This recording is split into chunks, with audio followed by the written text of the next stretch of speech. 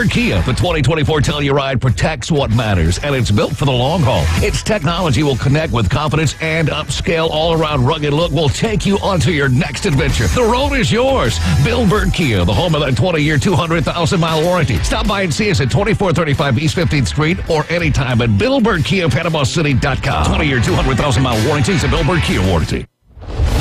Hewitt Tire and Auto and Hometown Towing is a combination that's hard to beat.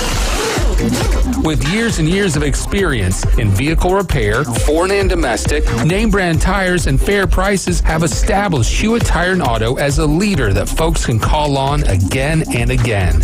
And if you need a tow, call Hometown Towing at 850-265-1562. Hewitt Tire and Auto and Hometown Towing, an unbeatable combination. Airport Road, Panama City. PCB Hobby, the beach's premier hobby store for sports cards, comics, coins, and trading card games. PCB Hobby carries the largest selection of boxes and packs from the latest releases of brands like Topps, Panini, Leaf, and more. Looking for a specific player or team? PCB Hobby has a wide assortment of raw and graded cards. They carry parallel rookie, game used, and autographed cards in both modern and vintage. Have a collection you want to sell? We buy, sell, and trade. PCB Hobby on Back Beach Road, just east of Florida Linen. Call 850-320-8388. Why? Why take a chance? Why risk a mistake? Why say something? We all have reasons why we choose to ignore the things that give us pause, that seem out of place, that don't feel right. The word why can either paralyze us or empower us to stand up and protect what we love. So if you see something, why do you say something? I see safe for my family. I see safe for my friends. I see say for my students. We see say for each other. I see say because all of this matters. We all have something worth protecting, a why that unifies this community we're all a part of. So protect your everyday. Report suspicious activity to local authorities. If you see something, say something. WVLQ Port St. Joe, WGSX, powered by Panama City Toyota. ESPN, Northwest Florida. Get ready. Deep center field and heading for the horizon. Sports Talk Radio will never be the same. Onion pickles, onions, pickles. The Afternoon Underdogs. Way back and gone. On ESPN. Northwest Florida. Ladies and gentlemen, you are now riding with the Afternoon Underdogs, and this is ESPN Northwest Florida 104.3 here in beautiful Panama City 101.9 in Port St. Joe. I'm David Hayes along with Banji Bomadella and Caveman Rick. No AG today. He is traveling up to Louisville, and keep him in your thoughts and prayers as he travels up that way. He had a family friend. His father passed away, and so not AG's dad, but a friend of the family's. His dad passed away, so he's heading up there for a funeral. So keep him in your thoughts and prayers as he travels that direction. But grateful to have Banji Bomadella in the building with us, kind of filling in for AG. We will have Morgan Hilliard in for the second hour as we make our picks. Caveman Rick, we're going to be going ahead and making our picks today because tomorrow we will be off, but the Afternoon Underdogs will continue on as Coach Brian Haddad is actually going to do me a big favor. He's going to host the entire Afternoon Underdogs tomorrow, and then at 5:30, Banji's going to come back in tomorrow, and they're going to preview all of the games tomorrow afternoon. We only have one game tomorrow, right? Mosley and Gulf Breeze, and that's why I won't be hosting the show because I'll be traveling for that. But Banji's going to come in. They're going to get all the whole pregame show for all of the Friday games. What game is the biggest this week, Banji? Bay Rutherford. Bay Rutherford. It's not even close, is it really? Nah, the oldest rivalry in the county? Of course, man. This one dates back to 1963. Back when it was Bay Harbor and Glenwood, I believe I saw from Coach Steele's Facebook post this afternoon. Yes, sir. Man, yeah, it's going to be a big one. And we've got a lot to talk about in the next segment, kind of recapping, previewing, and one of my favorite pieces of your segment, Banji's Baller of the Week. Yes, sir.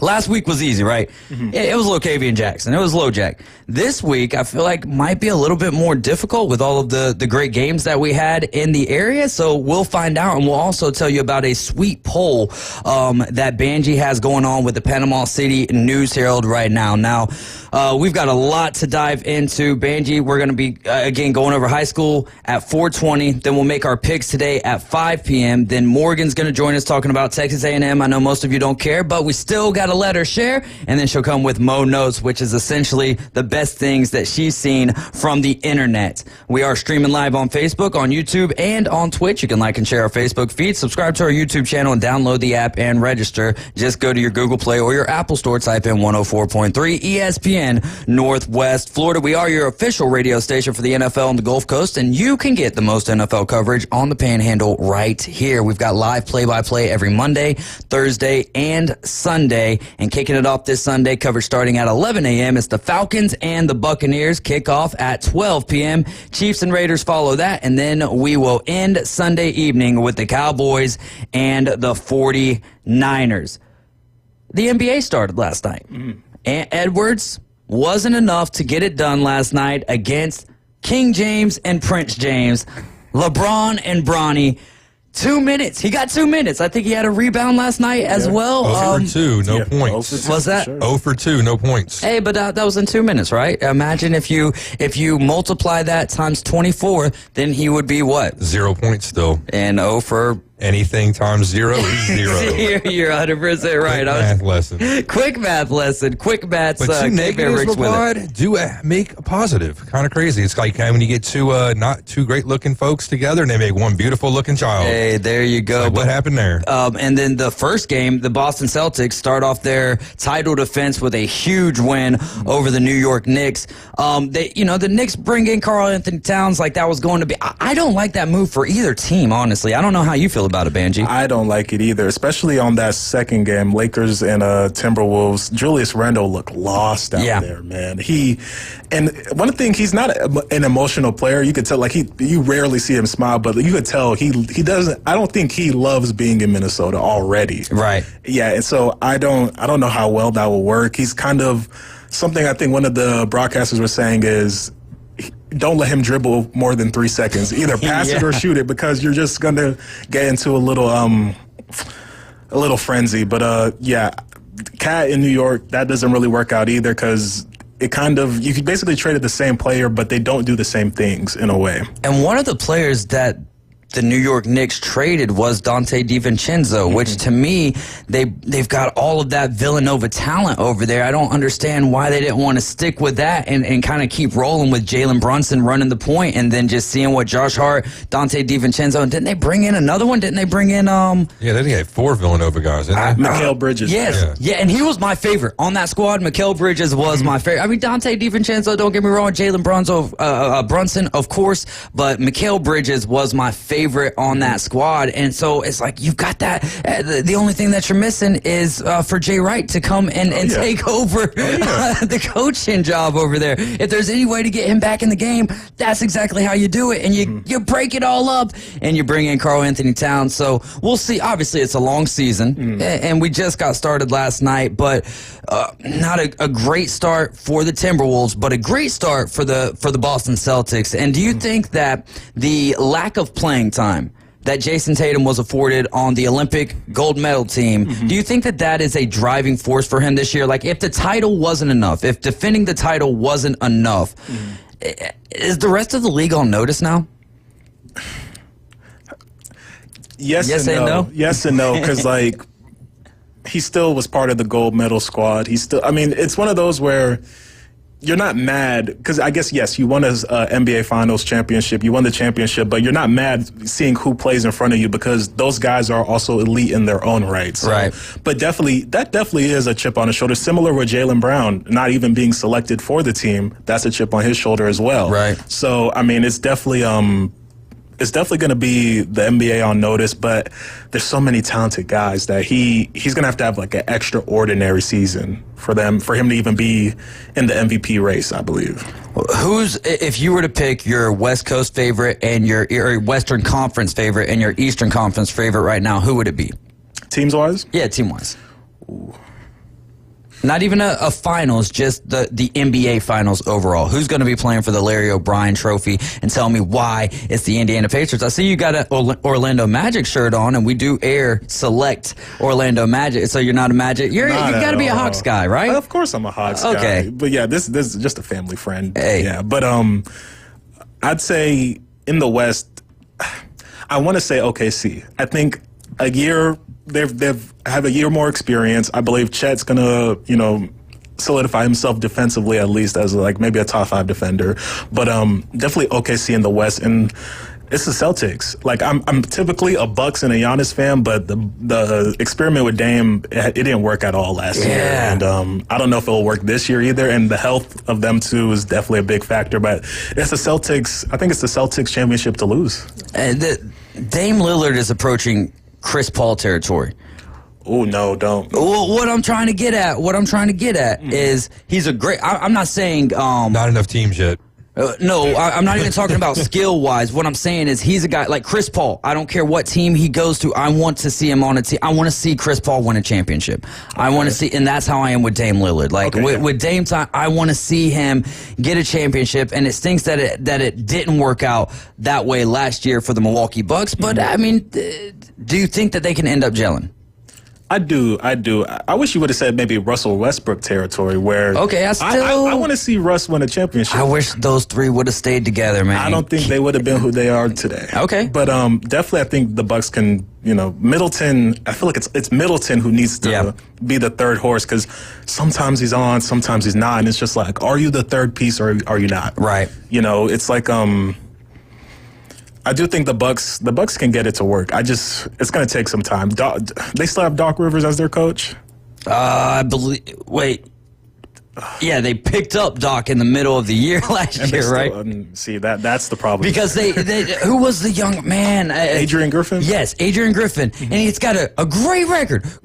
They're just like, you know what? Let's go with Doc Rivers because we want to ensure that we will have a late playoff exit here, or an early playoff exit. But we want to make sure that we don't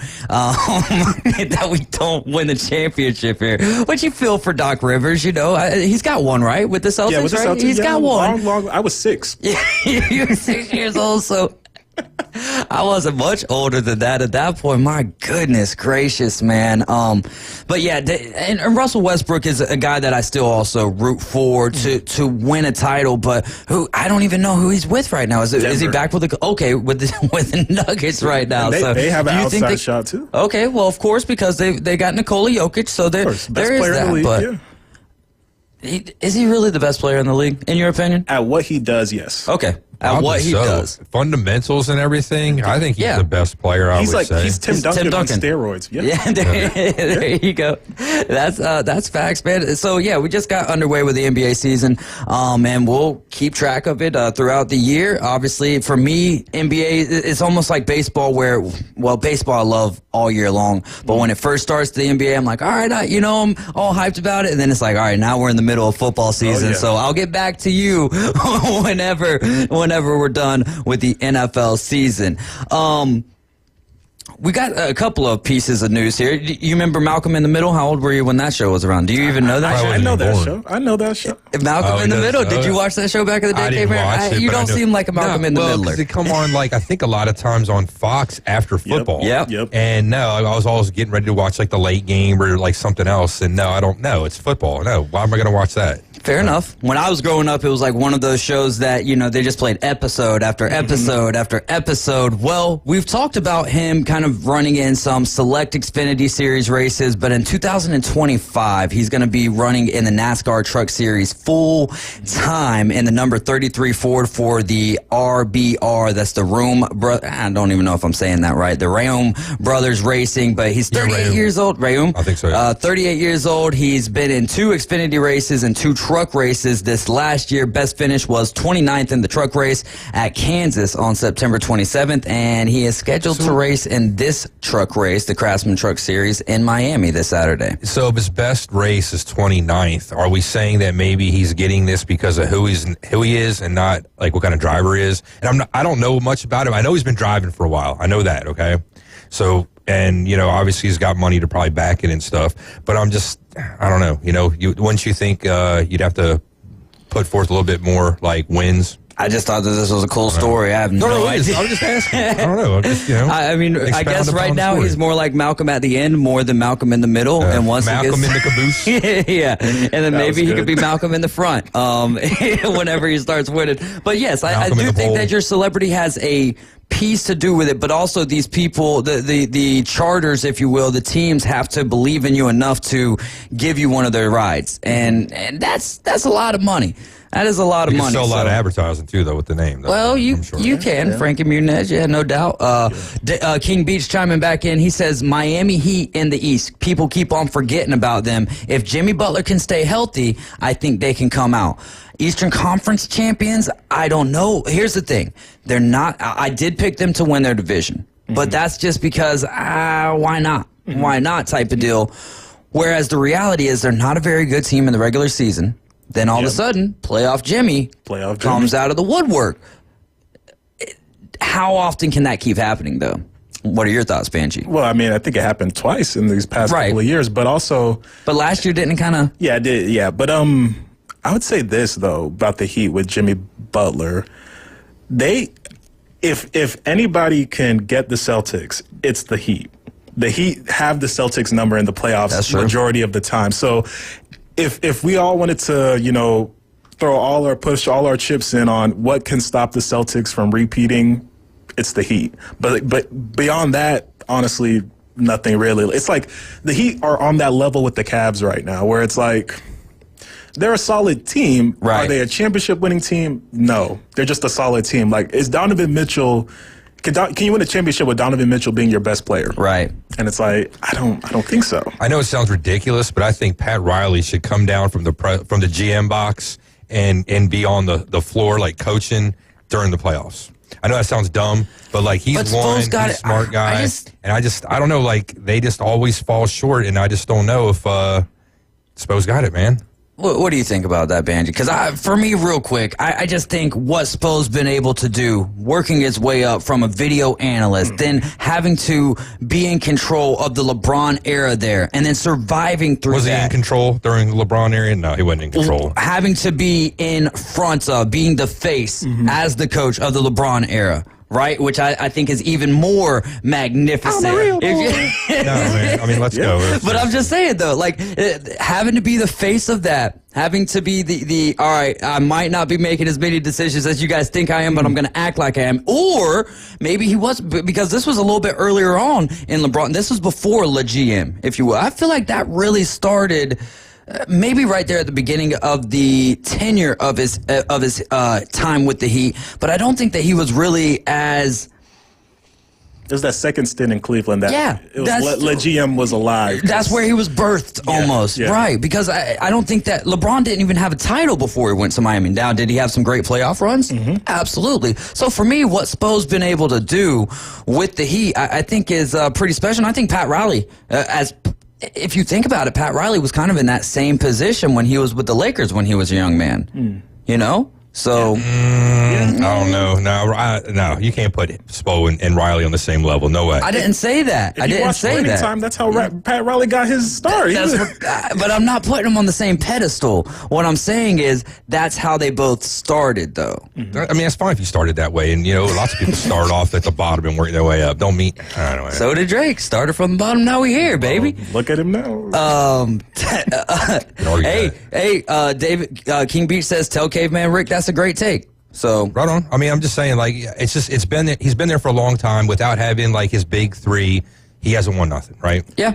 So, but he's they were 2020, right? In the bubble finals, yeah. Which some people say, well, that doesn't count as Mickey Mouse. I disagree. I feel like that's the most intense brand of basketball that you could play is when there's the crowd is not even a factor. The only thing that you can even worry about is taking a COVID test and playing basketball and maybe Rachel Nichols. Outside of that, like you have nothing else going on, So I don't know, but I really do do appreciate, I mean, we've got, people chiming in on basketball, and I love that. Ohio Brad saying, I can see the Cavs finish. It's football season. We've talked more about basketball today than anything. Ohio Brad saying, I can see the Cavs finishing second in the East and losing their first playoff series, which is essentially what you were kind of diving into.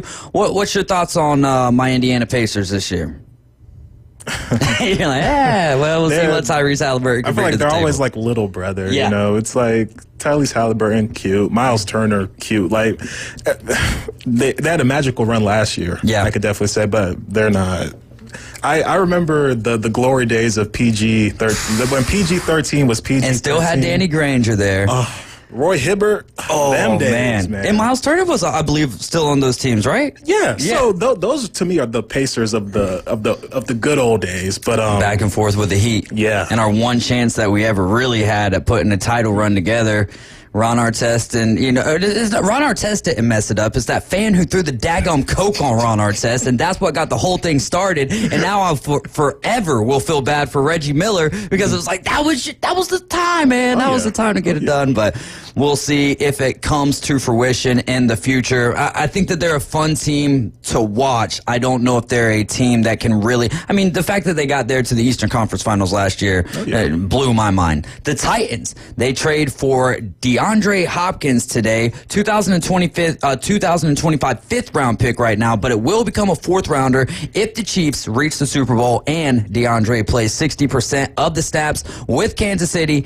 And who cares? Because the Tennessee Titans are going to figure out some way to mess that pick up. I'm surprised that the Eagles didn't get him.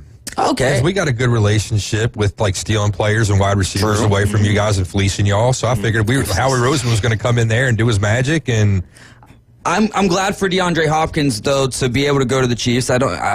He could be in number 2, number 3 wide receiver territory. He could now he's got a competent quarterback. He could be the number 1 wide receiver over there. Not the number 1 target. Travis Kelce, Xavier Worthy's still over there, but there's injuries to Juju Smith-Schuster, Rashee Rice out for the year. Hollywood Brown won't be coming back unless it's playoff time, which obviously they're going to be making the playoffs. So I love this for DeAndre Hopkins, much like I loved the Titans going with Tony Pollard over Derrick Henry. Not that I liked that. No. Catch me on this. I'm a Titans fan. So giving Derrick Henry the opportunity to win is why I love that. Okay. I didn't want to see him held back. Now the Ravens, I won't say that they're the best team in the National Football League. I'll say they're the most dangerous team because of how hard it is to stop them. Okay. So I love it for Derrick Henry, just like I love this move for DeAndre Hopkins. And with the Eagles, it's like now he's absolutely no better than the third best wide receiver, right? He's not A.J. Brown talent anymore. He's not Devontae Smith necessarily, but he is a guy that's sure-handed. So I like this move even better for him. And the Chiefs always do something with that wide receiver that they get at the trade deadline. So DeAndre Hopkins could end up being an explosion and could also, if you're a fantasy football manager, maybe this is a guy that you go pick up right now. Your thoughts on D-Hop going to the Chiefs? I mean, it's a good pickup, but speaking on what he was talking about with the Eagles, though, I don't think that would have been a good fit because we saw what happened when a Titan wide receiver goes over to Philly, Julio Jones. Nothing. There's that. But there's A.J. Brown, too. Yeah. A.J. Brown, too. You can, see, that's how I don't understand how you're still a happy Titans fan if you I'm not happy. Because these past couple of years, y'all just been giving away everything. No, I'm not happy by any means. I'm not happy. But I am, like, with Derrick Henry, I'm an Alabama fan and a Tennessee Titans fan. So now, it's like one of those things for me is I would say that I'm an in the closet Baltimore Ravens fan. Like, it's like I'm not like, oh, let me go buy Ravens gear. No, never that. But do I want to see Derrick Henry win a Super Bowl? 100%. Okay. And I'm a football fan overall. Okay. So to me, the reality matters more than what my team is doing. And my team is stupid because they think Will Levis is going to be like, what in the world are we doing? All right. Mason Rudolph, whatever, doesn't matter. If you're not going to fix the trenches. But look what he did. He beat the Titans straight up with the Green Bay Packers. All right. If you're not going to fix the trenches, then Amy Adams, maybe it's time to relinquish the team. Is that going to happen? Absolutely not. And I really hope for Rand Carthon's sake, because I think he did such a great job over there with San Francisco. I hope in his first GM job that maybe he can turn the tables. But what do we say about the Browns and other bad franchises all the time? A bad franchise is just a bad franchise, and you're kind of like a blind squirrel once every 7 years. I don't say a bad franchise is a bad franchise. It's bad ownership is bad ownership, because a lot of these franchises that are just bad, you have to look at the top. What did you say yesterday about the Browns?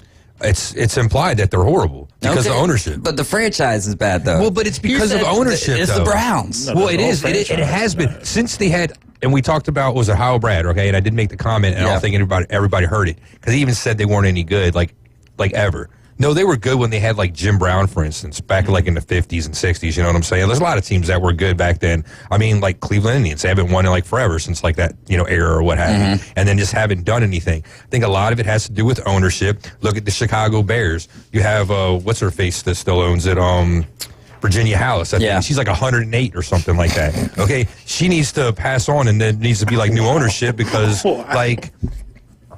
There's no, like, new vision. You have these old football heads that there's no new money, okay? Everybody that owns football teams that's usually winning now, it's their toy. A lot of these guys, they've made their money in other places. Their money just doesn't come out of football. So this is like, a new car or whatever, or something you show your buddy off, Yeah. When you have these old, like, football families where, like, it's surprising that the Maras, that's where they come from, that they're still very well, suited for the NFL. And, like, the Rooneys, for instance, those are probably two of the best families for an example like that. But pretty much anybody else that's old football and old football money, it's just not there. Like, look at the Lions. I mean, they're having a resurgence right now the past couple of years, but up until the last couple of years, they were a punchline. Well, it wasn't too long ago that the Titans were the worst number one seed in the AFC of all time. But they did make a Super Bowl 20 years ago. And they did make a Super Bowl, and they were just 1 yard short. Kevin Dyson extending for the goal line, and then Mike Jones, Mike Jones, keeping him out of the end zone. And I can just remember watching that game. That play every day. I'm like, yes, thank God. Hey, we are going to take a break, and when we get back, Banji's going to take us around the world of high school football, and we got to bring up a little volleyball as well, right? Yeah. Maybe even a little marching band? Sure. Quick time out. We'll be right back with Banji Bomadelli. He is your sports writer for the Panama City News Herald. Weather in the Panhandle never stops. Turn to 104.3 ESPN Northwest Florida. This is Joanna with your latest forecast. We're up to the minute weather reports all day long. A chance of thunderstorms and moderate rain. In-depth storm coverage. Hurricane Helene. And breaking weather as it happens. We do have a tropical storm warning. ESPN Northwest Florida. Rely on it. This is Joanna with your latest forecast on ESPN Northwest Florida this Wednesday. The rest of the day, sunshine and 83 with a light breeze out of the north-northwest around 7 miles per hour. Tonight, clear skies with lows around 66. Tomorrow, sunny with very little wind and a temperature near 84. Moving into Friday, the same with a high of 84 and sunny. This forecast is sponsored by Mid-South Lumber, the best little lumber yard in Panama City. Thank you for keeping that dial at ESPN Northwest Florida. Rely on it. Are you tired of hearing 2 weeks when you call to get your boat worked on? Hey folks, it's Chris Kramer with Kramer Marine and Outdoor, and we'll get you in and back out on the water as quick as possible. We're a full-line Yamaha outboard dealer and Suzuki outboard dealer, and we have master-trained certified mechanics on site. So if it's just an annual service, electronics install, trolling motor install, or all the way up to a full repower, we can take care of you. So stop by and see us in the corner of Frankfurt and 23rd next to Bill Kramer GM, or call us at 850-851-0453. That Cajun Place is your LSU and Saints football headquarters. Saints and LSU fans, wear your team colors and score a free Jell-O shot when your team scores a touchdown. Only at That Cajun Place. Get $5 pitchers on select draft beers during all live football games. Catch all the games at once with the NFL package on 27 large TVs at That Cajun Place. And the best wings on the beach. The locals' favorite, That Cajun Place. Hi, this is Orlando Magic guard Jalen Suggs. Listen for select Orlando Magic games right here on ESPN Northwest Florida. Now back to my boy David Hayes and the Afternoon Underdogs. Hey, it's the Crazy Train brought to you by Caveman Rick. Let's go. Thanks for passing that one on to us. This is your home for college football on the Gulf Coast, ESPN Northwest Florida. Ole Miss hosting Oklahoma this Saturday. Coverage starting at 10:30 for an 11 a.m. kickoff, and then Auburn hosting Kentucky, and that game will start at 5:45 for a 6:45 kickoff this evening. Or actually, no, they are on the road. I've been saying that for 2 days now. They are on the road against Kentucky. Like that music choice, huh? Yes, I do, man. It coincided perfectly with that. Well, with what you said in the previous segment about Miss Hallis. So there is that. If you want to hear that, just go back later on in the show and or go back later after the show is finished, and you can chime in to the first segment.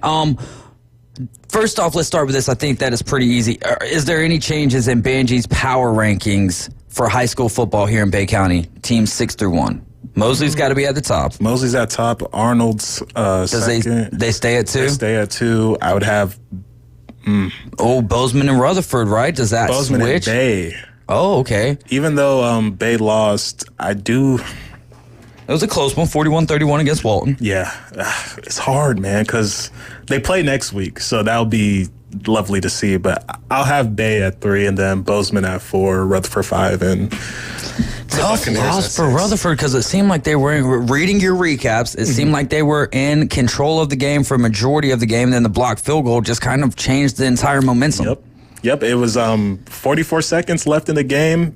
That's when they blocked the field goal? No. That's when Bozeman went down the field with 44 seconds in the game. Hayden Gay to Lakota Johnson to get down within the 8, and then Hayden Gay to Colton McClelland, touchdown and field goal, 20-19. Wow, man, that is that's a wild game of football right there.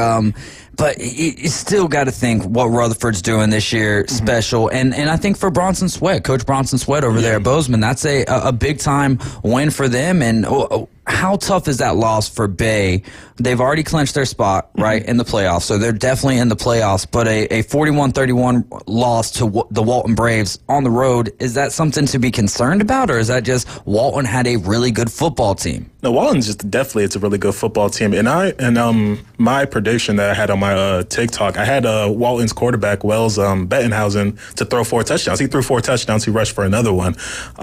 They were still in the game at times, and it doesn't really affect anything playoff wise because they're not in their district or anything like that. But these next 2 games, Coach Brown, we talked with Coach Brown this morning, and these next 2 games are very important for seeding and moving up and possibly hosting a playoff game. Yeah, there you go, and that would be awesome. And they've got a big one this coming Friday, right? Bay and Rutherford, and we will definitely dive into that here in just a few short moments as we have Banji with us until 5 o'clock. This is ESPN Northwest Florida. I'm David Hayes along with Caveman Rick, and our special guest is always on Wednesdays who will be a part of the pregame show with Coach Brian Haddad tomorrow, Banji Bombadella. He is the sports writer here in Panama City for the News Herald, doing such a great job. And one of the things that he just put up, I believe this afternoon around 2:30 or so, you put up the best marching band. That was actually yesterday. Oh, that was yesterday. Okay, so yesterday around 2:30 then. Yesterday, 4 a.m. 4 a.m. All these articles come out at 4 a.m. No doubt. Yeah. So, are you waking up at 4 a.m. to hit publish? No. No. We have to do that because since we're in Central Time, Eastern Time, they're an hour ahead of us. So they want it to go out so when people wake up, they have something to read. Yeah. Beautiful, right? Yeah. And that's what that's our goal. And this one with our marching band poll, man, I was not expecting the amount of reactions, the amount of votes. I think it might be close to over 100,000 votes already in this poll, and it closes next Tuesday. And this is just the 6 schools here? Just the 6 schools here. I have access to see where people are voting from. Yeah. I saw somebody from Romania voting. I was like, I didn't even know we have. I was like, okay, wow, but it's marching band brings a whole different kind of, everybody loves the marching band. Right. No matter what sport it is, you love the marching band because they bring life into a game, they bring energy, and sometimes they're a competitive advantage. So it was something I had just an idea about because every time I go cover these games, I enjoy the halftime show. I enjoy the rah-rah from these, like one marching band plays something, another one plays it louder, and they go back and forth. I love that kind of competitive spirit. So I was just like, I've been to a lot of these games. Who did the public believe is the best band? Because you hear about Arnold's Blue Thunder band, you hear about the Sound of the Southland Sound band. of the Southland, yeah. You hear about Bay's $1 Million band. So I'm just like, which one of these do the people believe is the best band? Hey, there you go, Caveman Rick. What do you have? I was wanting to ask Banji. So you're from Atlanta, correct? Yes, sir. So then you're familiar with some of the AU schools up there, like Clark Atlanta, Spelman, Morehouse. I had the fortunate ability to work EMS and work some of those college games and see some of those actually. Have you seen any of those bands play actually, like live, or seen any of them perform? Oh, yeah. Clark Atlanta and Morehouse I definitely saw live about a couple of years ago, actually. Yeah, band is something that especially the HBCUs, they take very, very serious. What is it, Southern? I got to see them at the Senior Bowl, and I'm just like, bro, I can't sit still right now. When I was living up there in Atlanta doing all this stuff, I think it was around that time that Nick Cannon movie was out. Drumline. Yeah, about that kind of same stuff. And wasn't it about like Clark Atlanta or something? It was about... Or was it filmed there maybe, or something that had to do with that, I think. Yeah, it was... The school was called Atlanta A&T, but it's a made-up school because Atlanta A&T doesn't exist. But we get the gist. It created a thing where kids wanted to go to a HBCU to play for the band, and it's a huge thing. Like NCAT up North Carolina A&T, I believe, is the best HBCU when it comes to bands. That might have to be another poll that you do, like on a broader scale one of these days. That you talk about 100,000 votes times 100,000 at that point. But yeah, I mean, band is something. I mean, I even thought when I was playing football in high school, I had the idea of, I might want to play band and also play football, because I've seen Bay has a lineman that he every halftime out there with his saxophone, I believe, playing there in his full uniform. I'm like, is he not tired? Yeah. I'm just thinking, like, are you not tired? Or like, is Coach? I mean, I guess Coach Brown is, okay with it. I mean, you can't really stop a kid from following their dreams. That gotta be tough. A lineman, because they got to tape their fingers and stuff too. You get busted fingers and you got to play something like that. That's got to be rough. Maybe. Kudos to him. Yeah, no even doubt. More so for getting that done. And then not only that, you're taking your whole time during your halftime where you should be like, do what you want. I think this is awesome that he's doing it, but it's like you're trying to catch your breath and everything. It's like, let me expel my breath for the saxophone. So how do people go vote? Do they just go to the Panama City News Herald? I just want to encourage all of our listeners right now, especially those of you who have kids who might be in the bands, all that kind of good stuff. I've noticed, especially since we've started doing the Mosley football, since our audio has been put on the Mosley football broadcast, how much the bands mean, how many people are watching the football game just for the band at halftime, whatever. And it's a big deal, man. It's one of my favorite parts of the game. As you mentioned, it brings something, that added element that it brings to the environment at the stadium is huge. So tell the people again how they go make this happen. Well, you can go to the Panama City News Herald website, and it's right there. Vote for, it's called Battle of the Bands. Vote for the best marching band in Bay County, and you can vote as many times as you want, because we want to give everybody an opportunity to show their love, show how much they care, because at the end of the day, it's for the kids. Yeah. We know how much they put in, especially those kids who for 4 years they've been going at it. Yeah. Training. We see every time I go to these schools doing interviews with coaches or something like that, I always see the marching band in the parking lot or just somewhere practicing. I'm just like, I wish these kids got more shine, but it's like, I think what I'm going to do next Tuesday, whoever wins this poll, I'm going to have a special feature story for that marching band that wins. So whichever school wins at the end of the day, we're going to have a special feature story. We're going to go out there. We're going to, try to bring some shine to your program and, just have some fun with it.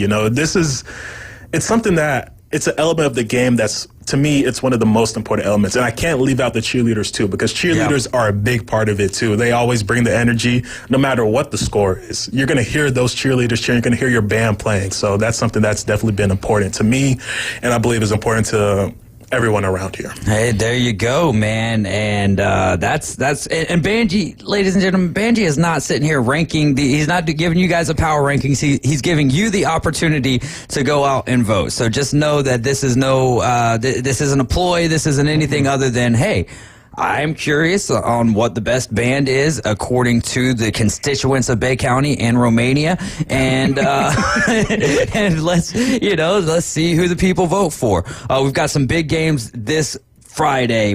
We've got one tomorrow night, Mosley and Gulf Breeze. We'll talk a little bit about that, but I'm sure that we'll hear plenty of that tomorrow right here on ESPN Northwest Florida, as we are your home for the Mosley Dolphins. So let's get into players to watch, what each team needs to do, who wins. That's the new element. If you're allowed to do that, are you allowed to do that? Definitely. And then you can give a score prediction if you'd like to. Okay. So we're gonna throw you to the wolves today, Vanjie. All right, starting it off with the huge rivalry between the Bay High Tornadoes and the Rutherford Rams. Give me a player to watch for each team and what each team needs to do to win. Well, I'm going to begin with the all-time record of this rivalry. Oh, let's go.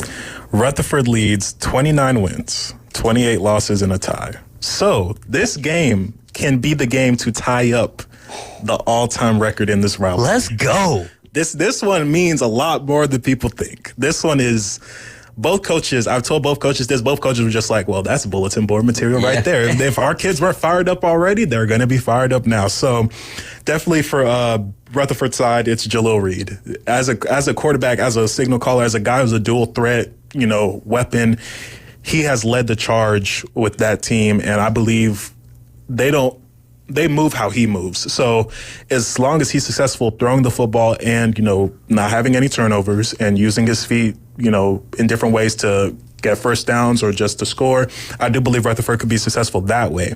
Bay, Coach Brown told us this morning that quarterback Zabion Morgan is free from injury now, so he will start this game because John Devos, the sophomore quarterback, he's been in these past 2 games, doing a good job. But he says Zabion Morgan will be the starter for this game.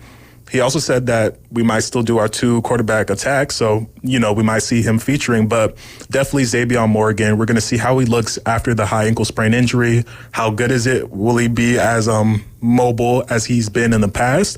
And prediction. Yeah, let's get into the score prediction here. I'm just going to say this, right? All right. Both teams are well-talented. Yeah. Both teams are great.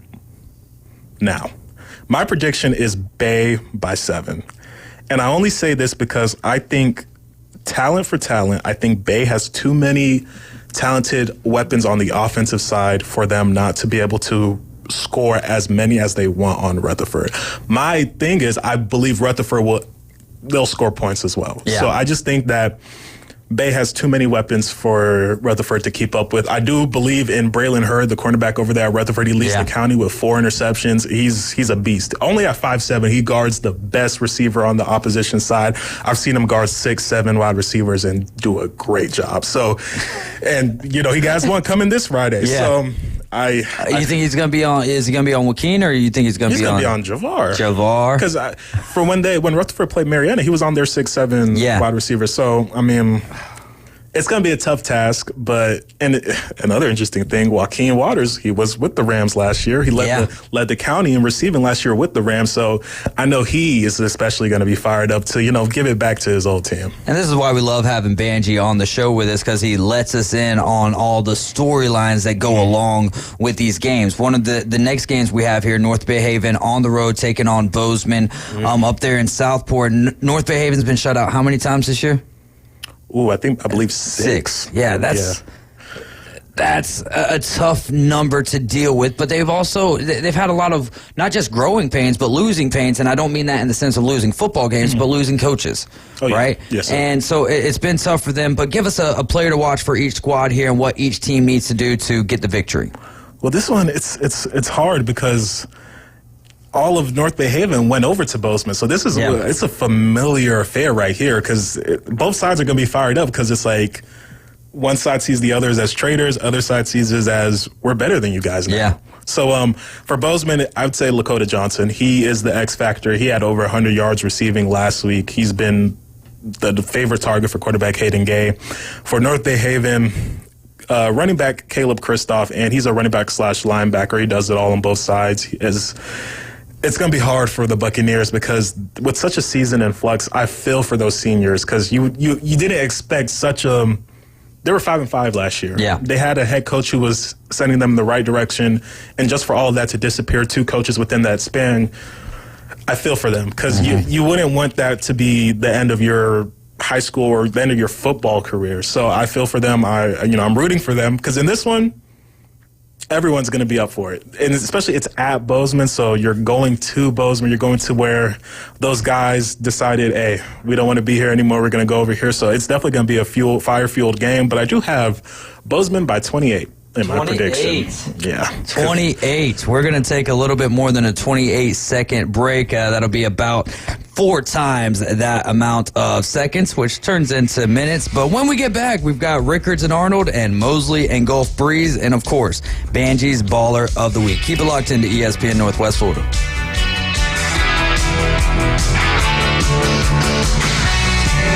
This just in. Get the latest sports news, scores, and updates from 104.3 ESPN Northwest Florida. Follow us on Facebook for exclusive content, behind-the-scenes action, live streams, and the chance to interact with your favorite hosts. Stay connected. Stay connected. Stay connected. Join the conversation on Facebook, YouTube, and Instagram. Search for ESPN Northwest Florida and crush the follow button. I follow you on social media. We're always here to keep you in the game. This is Joanna with your latest forecast on ESPN Northwest Florida this Wednesday. The rest of the day, sunshine and 83 with a light breeze out of the north-northwest around 7 miles per hour. Tonight, clear skies with lows around 66. Tomorrow, sunny with very little wind and a temperature near 84. Moving into Friday, the same with a high of 84 and sunny. This forecast is sponsored by Mid-South Lumber, the best little lumber yard in Panama City. Thank you for keeping that dial at ESPN Northwest Florida. Rely on it. Bestway Portable Buildings has been your portable building specialist since 1989. Before you invest your hard-earned money someplace else, owner Jason Mulder invites you to stop by Bestway and get a quote on just about any size building. And whether you buy with Bestway or not, it's worth the trip just to meet Bestway Buddy. Say hello, buddy. Good boy. Bestway Portable Buildings, just north of Harts Marine on 231, and online at bestwayportablebuildings.com. The best in portable, period. Tell them Buddy sent ya. Ellis Agency Insurance has been serving Panama City and Bay County for years. They offer a full line of affordable insurance coverage of all types. Many people are attracted to Ellis Agency Insurance because of their friendly, knowledgeable staff. Call independent agent Johnny Ellis for a true comparison of your personal or business insurance. Ellis Agency Insurance at the Old Cullen Insurance location, 1134 Harrison Avenue, across from Dandy Donuts and Deli. Call 763-1627. The mission?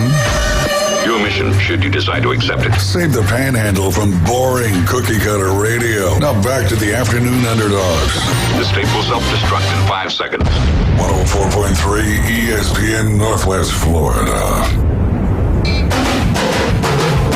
You're back in the doghouse listening to the Afternoon Underdogs here on ESPN Northwest Florida. I'm David Hayes along with Banji Bombadella and Caveman Rick. And we are your home for Mosley Dolphin football, the undefeated Bay County champion. Mosley Dolphins travel to Gulf Breeze in search of their district title. It'll be the Dolphins versus the Dolphins this Thursday night, which is tomorrow evening. Mosley Dolphins football on ESPN Northwest Florida, brought to you by Panama City Toyota, where relationships are born, orthopedic specialists getting you back in the game, and by Chapman Wealth Management. Man, if you want to get financially fit, go see my guy Jay Chapman.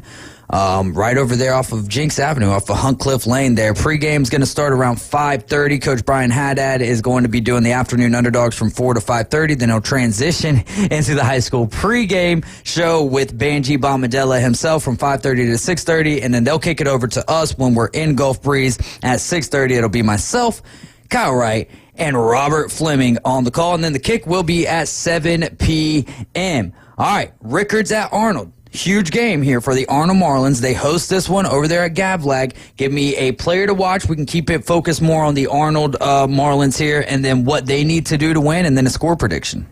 Well, I'll definitely say a player to watch is Nico Landavazo. He's the starting running back for Arnold. He was injured last week in the county championship against Mosley. He's back now.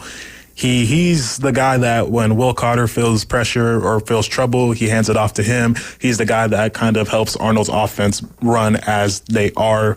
And for Arnold, it's all about bouncing back. We know last week was more of a pride game rather than a game that actually meant anything postseason-wise.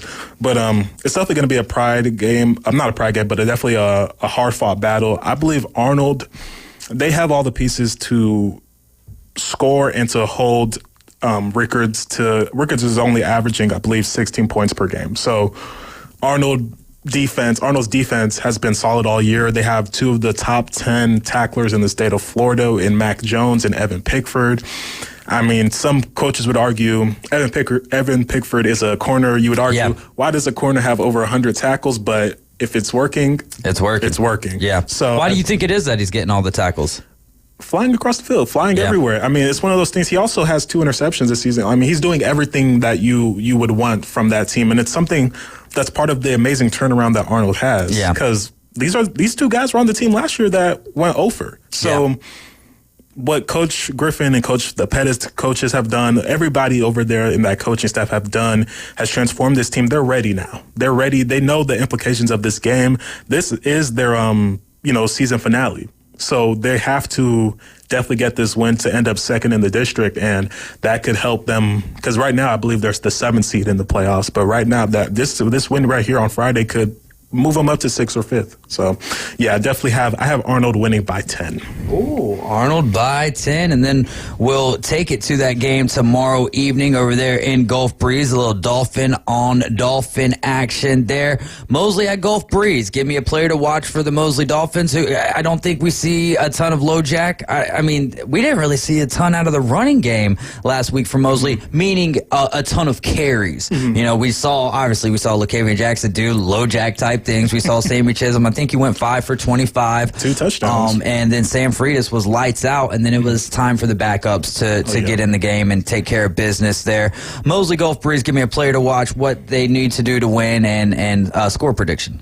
Well, I could go an offensive player and go, but I mean, Mosley's offense averages 44 points per game, so I'm not going to lean towards that. Right. I'm going to lean towards their defense. Will Arboleta, this kid. Underrated. He shouldn't be, because he's arguably, and it's weird to say this when you have 2 D1 players on the defensive side, he's arguably Mosley's most important defensive player. Let's go. I believe he had 4 sacks last week, and he's been that guy defensively, special teams wise as well. He's blocked kicks this year. Yeah. This kid he's everywhere, and he's the guy. He's not that big. Right. But they have him on the edge. They have him sometimes on the inside, but he always gets the tackles. He's always back there competing for sacks. And one thing I love about him, even on special teams where the other team is punting, he goes after that punt. So he's definitely going to be a guy to watch. But it's one of those games. Mosley, they've been rolling all year. It's not going to change now. I have Mosley by 40.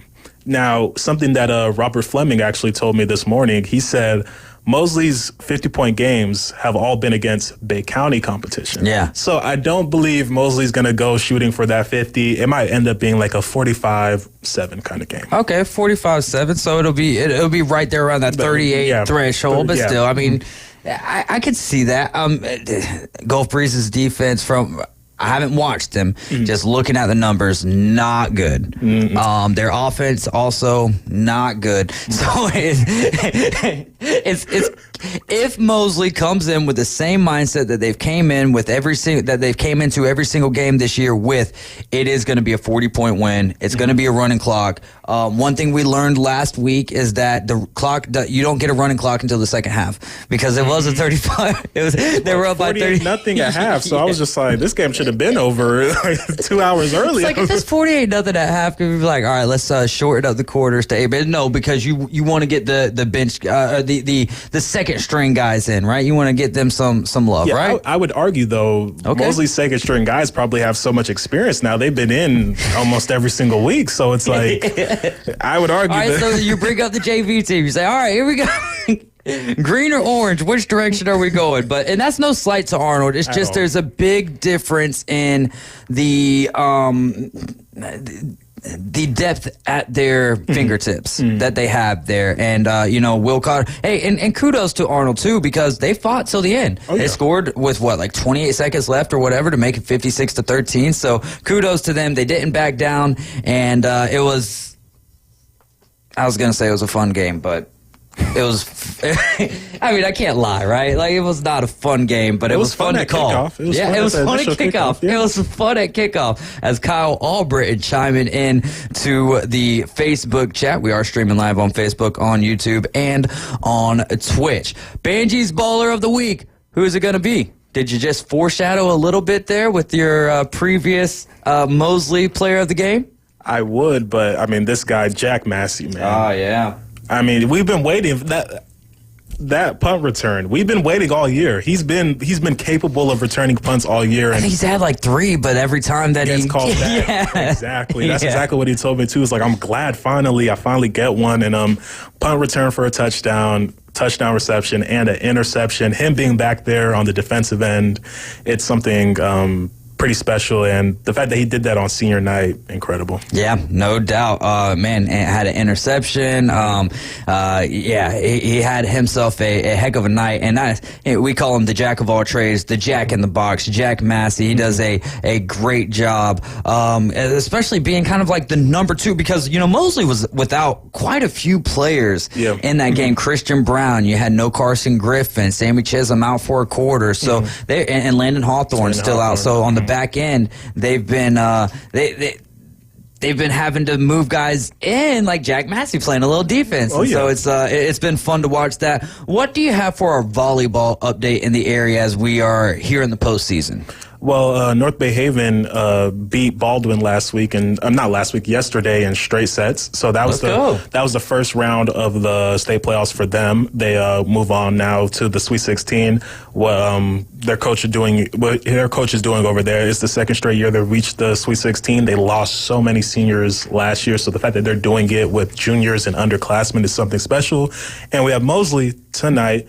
They are hosting their first round of the state playoffs. I don't believe I know which school it is. It's like Point Verde or something like that. I think it's a school from maybe out east. But yeah, they're hosting tonight, so go out, look at that. And volleyball, those two are in the state playoffs. I believe these two teams are going to go far in the state playoffs. There we go. I mean, already Sweet 16 for North Bay Haven, so that's huge. So these are our final 2 teams that are competing in the postseason, and that's such a fun sport to watch, man. I'm sure that you enjoy being able to cover that as well, but also a fun sport to watch, especially at the high school level, because I feel like not only is it maybe the most closely, when it comes to the sport of basketball, I think that's the sport with the most parity in this area. Like any school could kind of beat any school, any given Tuesday, Thursday, whatever day it is that they end up playing on. So let's take a team. Like what if you were to put your power rankings together today? Haven't even played a game. Is it too early? Do we gotta let you? Not too all right, early at all. So let's start from 6 to 1 here. We've got 3 minutes left. Give us your power rankings going into the season from Banji Bombadilla for high school basketball in Bay County. Now, are we talking girls or are we talking boys? Let's do boys today. Okay. Let's do girls next week. Okay, so boys today, I would have... It reminds me, what is it? Here today, gone to pound cake, Drake. I would have Arnold at 6. I would have North Bay Haven at 5. I would then have Bay at 4. Okay. Oh, now this one's hard now. Yeah. Mosley at 3. All right. I wonder if Raiden Bruins plays again this year. When I found out he played basketball, I was like, what? Yeah, he made the all-county team. Yeah. He was great, man. This one's hard because... So we're down to... Bozeman and Rutherford. Bozeman and Rudd, okay. I'll never bet against Coach Rondi Ross over there at Rutherford. Man, he is a legend around here, man. But what Coach Granville was able to do last year with them boys, they lost Noah Gray, though, and he was their big man in the... This is tough. It is tough. I'm going to have Bozeman at 2 and Rutherford at 1 simply because we're going to have to see with both teams how they do with the players that they lost last year. Do you have maybe 2 or 3 players just across, like if 2 or 3 players to keep our eyes on this year?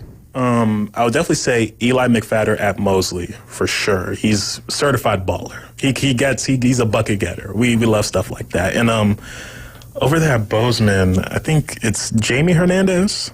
I believe he's a certified baller as well. I believe those two. And even a Zach Flitcraft, he's a 3-sport athlete over there at Bozeman. He's a baseball player, basketball player, and a football player. He's a baller in all those sports. So those are the names to watch right now. The season previews are going to definitely come out in the coming weeks. I believe basketball starts in 2.5 weeks. So in 1.5, I'll have the season previews out. Hey, there we go, man. Well, Banji, again, we appreciate everything that you do here for Bay County. Georgia, Texas. Give us your quick thoughts on that game. Ooh, it was lovely. Welcome to the SEC, yeah. Texas. Ooh, I'm always, being raised in Georgia, you're somehow you grow up a Georgia fan. So it was so lovely to see, especially as a defensive guy myself. I love the D-line of Georgia. They reminded me of the good old days of 2021 and 2022, man. Texas, you saw that photo, that still image of Arch and Quinn on the side. They looked spooked. They both saw ghosts. I don't know what Sarkisian was thinking of putting Arch in there because you just fed him to the wolves. But Georgia definitely should be the number 1 team. Hey, and you called it. Yeah, I think you hit the nail on the head with Tennessee taking down the Alabama Crimson Tide. Another loss for them. But Banji, as always, we really do appreciate giving us some of your time, and we look forward to you coming in tomorrow and helping out Coach Brian Haddad on the pre-game show. You guys are listening to ESPN Northwest Florida. You're riding along with the Afternoon Underdogs. Hour number 2 is coming up next, and we're going to kick it off with our picks for Week 9.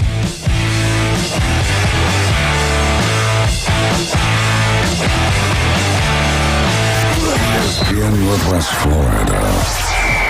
It's the Coach James Hale Show.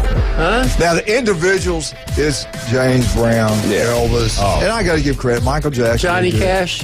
I love Boys to Men, one of my favorites. I'm serious. I was not jogging. I have never been caught jogging in my life. Weekday morning 7 to 9, ESPN Northwest Florida. This is Joanna with your latest forecast on ESPN Northwest Florida this Wednesday. The rest of the day, sunshine and 83 with a light breeze out of the north-northwest around 7 miles per hour. Tonight, clear skies with lows around 66. Tomorrow, sunny with very little wind and a temperature near 84. Moving into Friday, the same with a high of 84 and sunny. This forecast is sponsored by Mid-South Lumber, the best little lumber yard in Panama City. Thank you for keeping that dial at ESPN Northwest Florida. Rely on it. It's football season, and that boot store reminds you to roll tide. Go Noles, War Eagles, sick 'em dogs, and go Gators. Before the cold weather hits, shop that boot store for all your winter western wear and Carhartt work clothes to keep you warm on the job. That boot store where God is good all the time. Open Tuesday through Thursday, 9 till 5, and Friday and Saturday, 9 till 5:30. Next to Bill Burkey at 15th Street, Panama City, that boot store. Attention homeowners, are you dreaming of a backyard oasis? Look no further than S&R Fencing, your go-to destination for quality outdoor transformations. At S&R, they specialize in crafting custom fences, decks, retainer walls, and all exterior construction that not only enhances the beauty of your home, but also stands the test of time. Their experienced team takes pride in delivering top-notch craftsmanship with a personal touch. S&R Fencing, locally owned, licensed, and insured, and a member of the BBB. WVLQ Port St. Joe, WGSX Lynn Hammond, powered by Panama City Toyota. ESPN Northwest Florida.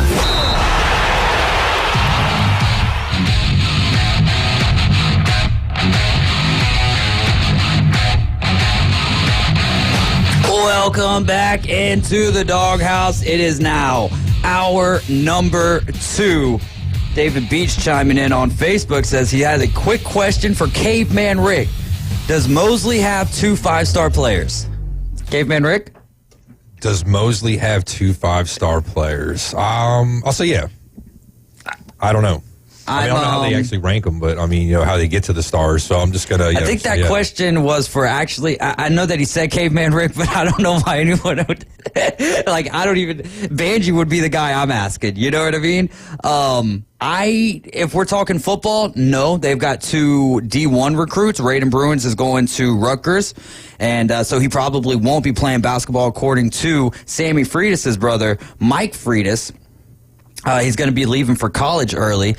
And you were listening earlier. I had a Grim Reaper recruit, but yeah, that's not here nor there. There you go. And then Locavion Jackson is going to Mississippi State. Maybe. I think that he's solidified there. I think that that's where he wants to go, really? which is which is commendable in this day and age of the name, image, likeness, and the transfer portal, all that good stuff. So the fact that he wants to go to Mississippi State speaks volumes. I mean, they were a team that they got beat, but they didn't get beat by the spread. Is that right, Morgan? They look a lot better. They look a lot better, You right? got to see who's calling, you know? I mean, like, you're only as loyal maybe as your options. There you go. They looked better than Alabama did last week, right? Nah, I don't know about all that. We're not going to dive into that, Leanne. I'm just trying to be nice to you in some way, shape, or form. But we are your home for the Mosley Dolphins, and that game tomorrow night is at 7 o'clock. The pregame will start right here with Coach Brian Haddad and Banji Bombadella at 5:30 after he takes care of the Afternoon Underdogs, and then they'll kick it over to us in Gulf Breeze at 6:30 with myself, Kyle Wright, and Mr. Robert Fleming. All right, Morgan, we're not talking Texas A&M just yet. We're going to go ahead and dive into our picks. But you were actually in Texas A&M. What made you want to go to Aggieland when the Aggies were not in the land of Aggieland?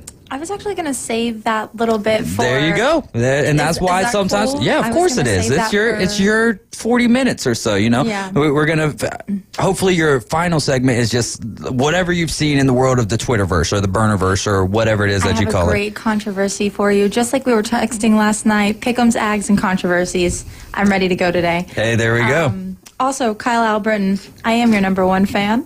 Hey. And I got your birthday invite. I said maybe because I don't ever know what my weekends are like. I kind of just go. Yeah. You sit by the pool for a little bit, right? That's how you start your day? And then I go watch college football for the rest of the day, and then I watch NFL on Sundays. But anyways, take us into the pick'em. All righty then, and you can listen to Ole Miss Oklahoma right here on ESPN Northwest Florida. Coverage starts for that game at 10:30 in the morning, and the kick will commence at 11 a.m., and then we'll wrap up the evening with Auburn and Kentucky. Coverage starting at 5:45, kickoff at 6:45. Boise State at UNLV. This is a fun game to pick, I think, right? Both of these teams 6-1, looking to be the G5 champion. Who do you like in this game, Morgan? Ooh, I don't know.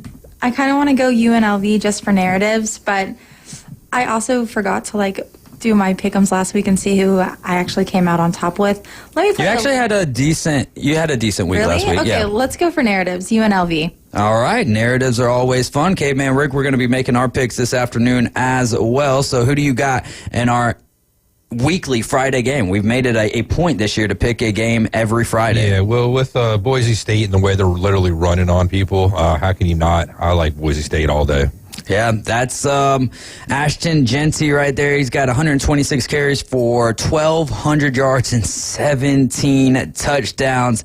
I think that this will be a fun game, but it's Boise State until it's not. And UNLV is a team that I've been riding with. I've been running with the Rebels this year, but I got to take the Broncos because I think that they're going to be your eventual G5 champion this year. 2.5, though. I'm like... It's a little fishy, ain't it? That's what I'm screaming, though. That seems like something I'm going to lose some money on. Maybe, yeah. That doesn't look too good when Vegas is throwing numbers out of that. Absolutely, truth to that right there. And I mean, UNLV last week they beat Oregon State 33-25. There's something to be said about that. Whereas Boise State, if you want to look on the flip side of that, yes, they're on the road traveling very far to Hawaii, but the score being 28-7, that's a little wild. Boise State, as good as they've been this year, you would feel like they're putting up more than 28 points against the Rainbow Warriors. A lot of that team might be the first trip to Hawaii. They're experiencing things, having maybe a little too much fun, not really thinking about the football game, possibly. I'd be having fun. What's that? I think I'd be having way too much fun. That's what I'm screaming. There we go. Word. Number 12, Notre Dame taking on number 24, the midshipmen of Navy. Navy having a great year this year, and they are an 11.5-point dog, so that means that Notre Dame either has to win by 12 or Navy needs to stick within 12. And just refreshing for the listeners as well. For the listeners as well. Who do we like in this game? Caveman Rick, why don't you lead us off here? Yeah, give me Navy, man, with the points. I think they'll kind of keep this pretty close. They've been playing pretty well. It's in the Meadowlands. It's a place that they play a lot in, so they'll be real familiar. So, yeah, give me Navy. Oh, they are playing this game in the Meadowlands? Yeah, MetLife Stadium. Yeah, yep. Yeah, they are. They're playing it at the Met. What about you, Morgan? I also want Navy. Aren't they undefeated still right now? Yes, they are 6-0. Along with Army. Yes, I want Navy for sure. They've been having a great run, like you said, and I've been very impressed with their gameplay. And not just that, they've they've been putting up points that we're just not accustomed to seeing from the service academies. 51-17 against Charlotte, 34-7 against Air Force. It's been a breath of fresh air, but I think this is where Notre Dame kind of ends that. And I think that they do win by 12. I think this is a really good Navy team. But I think that the buck stops here, if you will. Notre Dame has something to prove, especially if they want to be in the playoffs. So with that, a 12-point win is necessary. That's a necessity, I believe, for Notre Dame to keep on moving on. Now, if it's closer than that and Navy continues to dominate other teams, then that does bode well for Notre Dame and the Fighting Irish. But I'm going to take Notre Dame, just like I did last week, on the road to cover the point spread against Notre Dame or against Georgia Tech last week, and I'll do the same here. I've got Neutrotomy in this one. Washington at number 13, Indiana. Indiana, a 6.5-point favorite. This game is going to be the location for game day, and with that, this is the first time that Indiana has ever hosted game day. It's a year of first for Coach Sig and the Indiana Hoosiers. Morgan, lead us off. That's so exciting for them. I didn't realize that. I've actually hardly been on social media. Wow, so how are you going to take us to Mo Notes segment? Worry about that. Don't worry about that. I'm fully prepared. I just had a great weekend. I'm still kind of recovering from it. I also would like Indiana, though. Caveman Rick. Yeah, give me Max's boys, Windiana. All right, it's going to be the backup quarterback in because Rourke is out with a thumb injury, but I still like Indiana to come out on top here. Washington's not a slouch of a team either. They've played some good football. They are sitting at 4-3, 2-2 in the Big Ten, but I think Indiana's got something special brewing over there, and I really would love to see them be undefeated when it's time for them to take on the Ohio State Buckeyes. So I'll keep it the same with you guys, and we'll sweep it out with Indiana, and we'll move on to our next game here, which is going to be number 20, Illinois, taking on the Ducks of Oregon, and Oregon needs to cover 24.5 points against those Fighting Illini. What do you like in this one, Caveman Rick? I'm letting you guys go first. Yeah, that's fine. Let's see. Illinois had a big week last week playing Michigan, had some really sweet-looking helmets. I wasn't a big fan of the uniforms, at least the jerseys. Pants and helmets look great, though. But it's tough, man. Oregon's a tough place to play, too. So, yeah, give me the Ducks at home and to cover those points. What do you have with this one, Morgan? Personally, I want the Ducks. All right. Quack. Quack, quack, the quack attack. Man, Oregon playing a lot of good football this year. They've covered a lot of their spreads, I believe. Obviously, the game against Ohio State was a huge 1-point win, but Illinois has been decent as well. However, 24.5 points is a lot of daggum points in college football when we're talking about two ranked teams here. Illinois' offense doesn't put up a lot of points, though. And then one thing that concerns me here is a 50-49 overtime win against a terrible Purdue team. So with that, I'm going to take Oregon to cover the 24.5 points because if you're the number one team in the land, you got to prove it, right? You got to prove it. So cover those 24.5 as we move on to a team that for a short time in this college football season was number one, and that's the Alabama Crimson Tide, and they have slid all the way down to number 15 as they host the Missouri Tigers, who are number 21 in the land. This game will kick off at 2:30, and Alabama needs to cover 13.5 points, and the spread as it stands now still sitting at 13.5, and the total is at 53.5, which is down 3 points from Monday afternoon. Morgan, who do you like in this game? I'm going to go with your boys, just because when we played Missouri, Brady Cook and Eli Drink made some terrible comments, and Drink is already back to running that mouth, so I hope you guys run all over him. There you go, Caveman Rick. Yeah, I'm going to pick your guys, too, pick Alabama. If they don't do it here, then it's scary for you guys, so, yeah, Alabama. Well, it is October, so I'm also going to roll with the Tide in this game, mostly because everyone else so far on our panel has been picking Alabama. So it's like I'm not going to lose a game, but if at 13.5 is one thing. Missouri just hasn't been playing good football this year. They were overhyped. I was on the hype train with them. They haven't lived up to it. Morgan sitting here telling you about Eli giving people, bulletin board. Ran all over. And, he did it again, and so did Nussmeier this weekend, but that's another topic. But I just don't I don't see it in Missouri. I don't see it. I really need to see my guy Jalen Milroe. I didn't like what I've seen from him really the last 2 weeks, especially when it comes down to game-clinching scenarios, and he clinched the game last week, there's no doubt about it, for the Tennessee Volunteers by throwing that interception late in the game after great time management by Kalen DeBoer, but I just don't... I need to see a lot from him in this game as we move on to the first team to take down the Alabama Crimson Tide this year, and that was the Vanderbilt Commodores as they anchored down, and they are number 25 in the nation right now, and they're hosting the Texas Longhorns, who are number 5 in the land. Vanderbilt's getting 18.5 points here, and the total is at 53.5. Caveman Rick, what do you think about this game? Oh, man, I don't know what to think about this one, to be perfectly honest with you, because Texas seems to be reeling a little bit, and Vanderbilt, man, they're a bit of an enigma. But I'll tell you what, why don't you give me Jay Cutler's team at home with the points? Great reference right there as he was in the news not too long ago. Morgan, who do you have in this game? Alshon, look out. It's a missile. I want Vanderbilt so bad. I want Vanderbilt to win this game head up. I want Vanderbilt so bad. I was disappointed. Well, I wasn't really disappointed. Texas looked a mess, foreshadowing for 540. I want Vanderbilt. They have a really tough back half of their schedule, and I want to see Vandy. All right. Well, I am also going to ride with you guys. Dear Pavia, let me in. I hope that they can win this game. Quinn Ewers, I mean, Georgia gave you the game plan. They gave you the visual of what you need to take down the Texas Longhorns, and that is just bring pressure, make them see some ghosts. I'm going to take Vanderbilt because they're getting 18.5 points, and I really do hope that they win head up here. Number 3, Penn State taking on the Badgers of Wisconsin. Wisconsin is a 6.5-point dog in this game, total sitting at 47.5. Morgan, lead us off here. This is a tough one for me, honestly. Narratives say live on, but what is the narrative right here? The narrative for me is that we're going to go for Wisconsin. Okay, but why?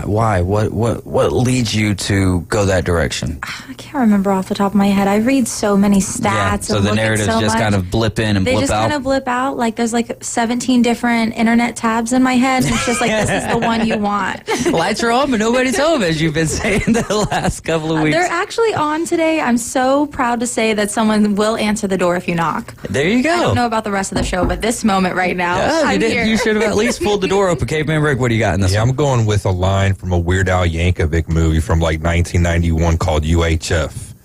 Badgers? We don't need no stinking Badgers. So I'm going with Penn State. All right. Man, the fact that we've got to pick this, you know what? Chaos has ensued in college football this year. We see these top teams go down week after week. I'm going to take Wisconsin to knock off Penn State at the house, and they will be jumping around up there at Camp Randall Stadium as we go to the next game, which is the biggest game on the docket for Morgan Hilliard as the number 8 LSU Tigers travel to the 12th man to Kyle Field to take on the number 14 Texas A&M Aggies, who are a 2.5-point favorite, total sitting at 53.5. Caveman Rick, you go first, I'll go second, and then we'll leave the best for last there. All right. I'm sorry here, Morgan, but I'm going to take LSU. I just think, LSU, I just got more faith in LSU. I really don't got a faith in Brian Kelly, but I don't have a lot of faith in y'all's Coach Elko and anything either. So just for relevance and the fact that LSU has just been there more and done more, give me LSU on the road. All right, man, this one is tough for me because I really don't believe in Garrett Nussmeier, but I don't have anything that's really leading me to believe in Connor Wegman. I think the running game of the Texas A&M Aggies is a better run game than what LSU brings to the table. Both of these teams are vying for first place in the SEC. There's a lot on this game. Both teams come in 6-1, undefeated in the conference, but for some reason LSU is 8 spots better than the Texas A&M Aggies, and I would say that the Aggies have a better loss, right? Notre Dame or USC. Well, are we even talking about USC anymore? Maybe if you like Miller Moss, I guess that's about the only thing. So give me the Aggies in this game, being at the house, which doesn't bode well for you there. Morgan, has sometimes my picks they go awry. There's no reason to yell at me about Miller Moss. Miller Moss truther. I'm going to stand by it. You already know who I'm picking. Not even for narratives. It's where my heart lies. That's where I am. Foreshadowing at 5 for 520. Keep me with A&M, always. I'm never going to vote against them. All right. Oh, real quick, Coach Guidus chiming in about an hour ago. Tommy G, he says Leighton Rutherford at Covenant will have a big year, and their season starts a week from tomorrow. So, Coach, if you just keep me updated on that, we will keep the rest of the city updated as well. Let's go to SMU and Duke. SMU is an 11.5-point favorite. Their offense has been humming this year. Duke, or the total sitting at 48.5. SMU ranked number 22. Morgan, what do you think about this game? Respect SMU. Got it. Got it. Yeah, Duke handled business taking down FSU. They're not going to beat SMU. Give me the Pony Express. Yeah, I'm right there with you. This is a mutual game. Both of these teams were on the road taking on, or both of these teams hosted. Well, no. Why is it telling me that SMU was versus? Yeah, both of these teams hosted FSU. Big win for SMU, 42-16, whereas Duke's was 23-16. I've got SMU to cover the 11.5 points. I think that their offense is they got a lot of ponies in that Pony Express over there. Cincinnati at Colorado, our final collegiate game of the docket. Cincinnati, Colorado 4.5-point favorite. I'll start with this one just to keep it quick because we're running out of time before we go into Morgan's segment, and I will take, if not the best, one of the best quarterbacks in college football right now, and that is Shedeur Sanders. But Cincinnati plays some good football as well. Is it me? Okay, hello. I'm here. I didn't see you pointing. Hello. I thought if I knocked, someone would open. You didn't knock. You pointed. Yeah, there you go. Okay, gotcha. I touched the doorbell then, huh? No, there was no noise. Okay. Silent doorbell. I'm not a fan of Shedeur. I think he's a filthy thug. Give me Colorado. Yeah, I don't know what time the game is myself today, but for that game, but give me Primetime Junior. All right, and then we'll move on to the NFL here. Vikings at the Rams. Rams are a 3-point dog. Total sitting at 48.5. I'm going to keep on rolling with the team that I thought was going to be playing really well this year because of Sam Darnold and his presence with the Minnesota Vikings and having the best receiver in the game. And Justin Jefferson, give me Minnesota. Whoever wants to go next. All right, I'll take it. Give me the Minnesota Vikings as well. The Rams don't seem to know what they're wanting to do. They're wanting to trade wide receivers possibly and stuff, so give me the Vikings. Fighting Lizzos, let's go. Oh, gosh, I have zero thoughts on this one. Just to go against you, I'm going to go Rams just because I want to keep it a little bit different. Fair enough. I don't really have any thoughts, though. Eagles at the Bengals. Do you have any thoughts on this game as the Bengals are a home favorite of 2.5 and the total sitting on 47.5, so we'll let you start. Oh, yeah. Give me Dirty Joe. Give me Dirty Joe Diddy. All right, I'll go next here. The Bengals need this game a little bit, I think, especially now with Jaden Daniels going down for the Commanders. I feel like the Eagles can kind of find their way back into the divisional race, whereas find our way back. We never fell out. We never got lost. We're still on the road. Oh, right, you're still on the road, but I'm just saying they can find their way. They can find their way back to the top of the division because right now it's the Commanders, isn't it? You knew better than to slander Caveman Rick. I'm not slandering. I'm just keeping it honest. Not Caveman Rick, but Philadelphia. Oh, Philadelphia. That's not slander. It's being honest. I'm just saying. It's not actual slander. We're not really. It's not actual slander. You have to keep your words correct around here, or else you sound like the rest of us. This is way too real for me.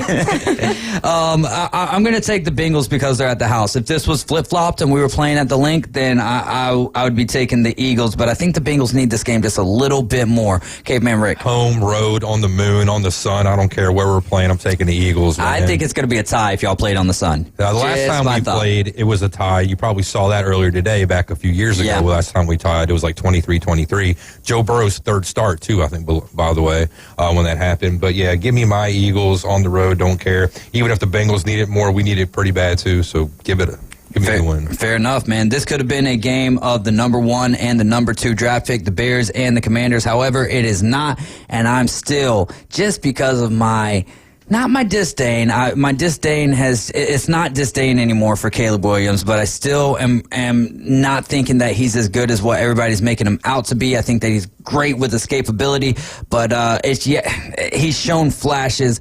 I'm going to take the Commanders and whoever it is that they have playing quarterback this weekend. Yeah, same thing here. I'm not sure who they're going to have playing quarterback, replacing Daniels, but give me the Bears. Oh, you're going Bears? I'm going Commanders. I'm going Bears. Who you got? Morgan? I'm the tiebreaker. Yeah. Well, I mean, technically speaking. I also want the Bears. You're going with the the Bears, and Max Deladen would be happy about that. We'll move on to Sunday Night Football. You can listen to this game right here on ESPN Northwest Florida. Coverage starting at 6:30 for a 7:15 kick. It's the Dallas Cowboys taking on the San Francisco 49ers. San Fran is a 5.5-point favorite. Give me the Niners in this game. The Cowboys need this. They need this game way more, but golly, I can't pick them no more. I just can't do it. God, the Cowgirls are hurting me so bad. I also can't pick them anymore, but I know the one time I don't pick them that they'll actually pull it off. Wow. Tough one. You know what? Give me the boys. Give me the boys. Whatever. What do you got in this one, Caveman Rick? No Cowboys, no 1-star rating. Give me trust me, because I don't like picking the 49ers either. Yeah, but I'm going to pick the 49ers. All right, our final game, Monday Night Football, also where coverage starts at 6:30 right here on ESPN Northwest Florida for a 7:15 kick. It's the Giants and the Steelers. Steelers are a 6.5-point favorite and a very low total of 36.5. Give me the Steelers. I don't care if it's Fields. I don't care if it's Wilson. Either way, Daniel Jones is the quarterback of the Giants, and that is enough said for me. Caveman Rick. This one's kind of tough, actually. I'm kind of toying with the idea of picking the Giants in this one. I got 3 already road teams winning, though. Give me the Giants. I don't care. All right, and Morgan. I'm going Steelers. All right, you guys are listening to ESPN Northwest Florida. That's going to wrap up our pick'em, and then when we get back, I'm just going to wind her up and let her go. It's Morgan Hilliard talking about her Aggies, and maybe we'll talk a little bit about her time over there in Aggieland. Keep it locked into ESPN Northwest Florida. 104.3 ESPN Northwest Florida is your home for the NFL. We bring you the biggest games every Sunday, Monday, and Thursday night. Oh, he's got the first down! Plus, we'll broadcast more college football games than ever before. He did what? Live NFL and college football play here. Unbelievable! 104.3 ESPN Northwest Florida. Touchdown! This is Joanna with your latest forecast on ESPN Northwest Florida this Wednesday. For tonight, clear skies and a low of 67 with very little wind. Tomorrow morning, a wind coming out of the north at 3 miles per hour and sunshine with temps around 78. In the afternoon and evening, sunny with a light breeze and a temperature near 83. Moving into Friday, the same with a high of 83 and sunny. Saturday, sunny with a temperature around 85. This forecast is brought to you by Earthworks of Northwest Florida. Thank you for tuning into ESPN Northwest Florida. Rely on it. PCB Hobby, the beach's premier hobby store for sports cards, comics, coins, and trading card games. PCB Hobby carries the largest selection of boxes and packs from the latest releases of brands like Topps, Panini, Leaf, and more. Looking for a specific player or team? PCB Hobby has a wide assortment of raw and graded cards. They carry parallel rookie, game used, and autographed cards in both modern and vintage. Have a collection you want to sell? We buy, sell, and trade. PCB Hobby on Back Beach Road, just east of Florida Linen. Call 850-320-8388. Hewitt Tire and Auto. Call 850-769-7323. Your certified AAA service center and hometown towing. Visit them online at HewittTire.com. On Airport Road in Panama City. 850-769-7323. Hewitt Tire and Auto Center and hometown towing. Need a tow? Call Billy at Hometown Towing, 850-265-1562. Auburn basketball returns November 6th. Cardwell to the basket with authority. Unbelievable. Bruce Pearl and the reigning SEC tournament champions are ready to take on the most challenging schedule in school history. Right wing three, Denver. Yes! Big three. Tonight. Turn, shoot, good. Catch all the action on your home for Auburn basketball. ESPN Northwest Florida. War Eagle. He doesn't live paycheck to paycheck. He lives transaction to transaction. I need about $350. David Hayes is part of the Afternoon Underdogs on ESPN Northwest Florida. The Venmo is at David Hayes Jr. If you'd like to hit me up with that $350, I will gladly accept it. This is ESPN Northwest Florida. You're riding with the Afternoon Underdogs. I'm David Hayes, along with Caveman Rick and Morgan Hilliard, and she is our Texas A&M pundit, as we've dubbed her, and she went to Texas A&M this last weekend, so we'll find out all about her trip. But This is the official radio station for the NFL on the Gulf Coast, and you can get the most NFL coverage on the Panhandle right here. We've got live play-by-play every Monday, Thursday, and Sunday. And this Sunday, we're going to start it with the Falcons and the Buccaneers. Coverage starting at 11 a.m. for a 12 p.m. kick. Following that game will be the Chiefs and the Raiders, and we'll wrap up Sunday night with the Cowboys and the 49ers. Coverage starting at 6:30 for a 7:15 kick. Don't forget about Ole Miss and Oklahoma starting Saturday 10:30 for a 11 a.m. kick. And then to wrap up Saturday night, it'll be Auburn and Kentucky. Coverage starting at 5:45, 6:45 kickoff. I hope that was enough time to get you ready to go. Are you ready to rumble, Morgan? I'm ready to go. Let's Lights are go. on. All right. First of all, I see a bunch of family and friends watching. Thank you for tuning in. I'm always glad to have you here. Let's talk about my favorite subject of all time, the Texas A&M Aggies. All right. First of all, yes, I did go to College Station for the weekend. My family lives there. My friends are there, well, some of my friends, and I got to hang out with them, and I had a fantastic time. I actually was in the Northgate district, which is like a strip of bars. It's just a bunch of bars, and I'm dancing at this bar, having a time, probably doing some dance moves that I shouldn't because I know better. If my mom's listening, I'm so sorry. But I look over to my right, and about from me to you is one of the greatest people I've never met until this weekend. There you go. But Jace Lavalette, Lord Tubbington, sitting right next to me, enjoying his time. And I didn't want to interrupt, but I was like, morally, I can't go back to Florida and not meet Jace Lavalette. Like, we're both here right now. Your compass would have broke. Oh, my God. We're both here right now. He was such a nice human being. Great on the field, great off the field. His hand, like, when we shook hands, my entire, like, arm disappeared. Huge bear paws. But, okay. Fangirl. She went from pundit to fangirl real quick. He's still not Ryan Prager. He's the only man without a mustache I'll tolerate. Love you, Pookie. But no, it was a great time. I met a couple other baseball players as well. A couple of transfers. Had a good time. A really big commit for us as well, Terrence Keel. I also met Kyron LeBlanc, which we flipped from Texas. Flipped him from going to Texas to come to A&M. So that was exciting for me. Just had a great time meeting people that right place, right time, I guess.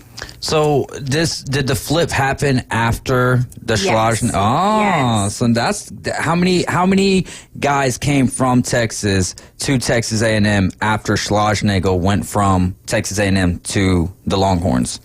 Off the top of my head, and just Ballpark. so I don't overjudge, I want to say about 3 to 4. I don't know if that's an accurate number or not, but I feel very comfortable with 3 to 4.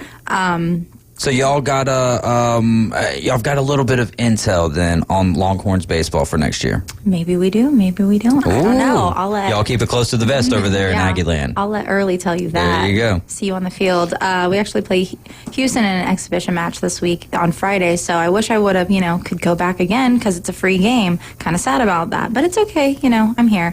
Anyways, let's talk about Connor Wigman at Mississippi State.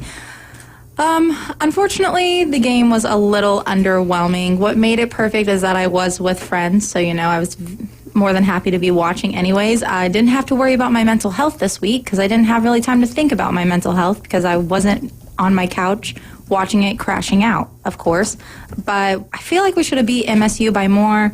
We played a little sloppy. I feel like there were multiple variables on why we played a little bit sloppy.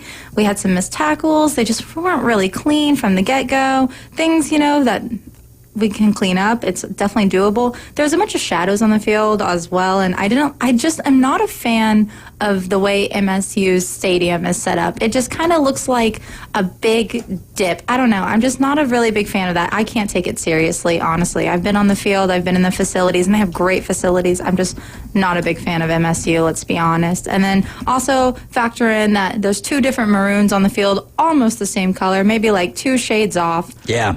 It's kind of like when you're watching Bama and A&M, or when you're watching Bama and Mississippi State, or you're watching Bama and South Carolina. Sometimes it's like, my goodness gracious.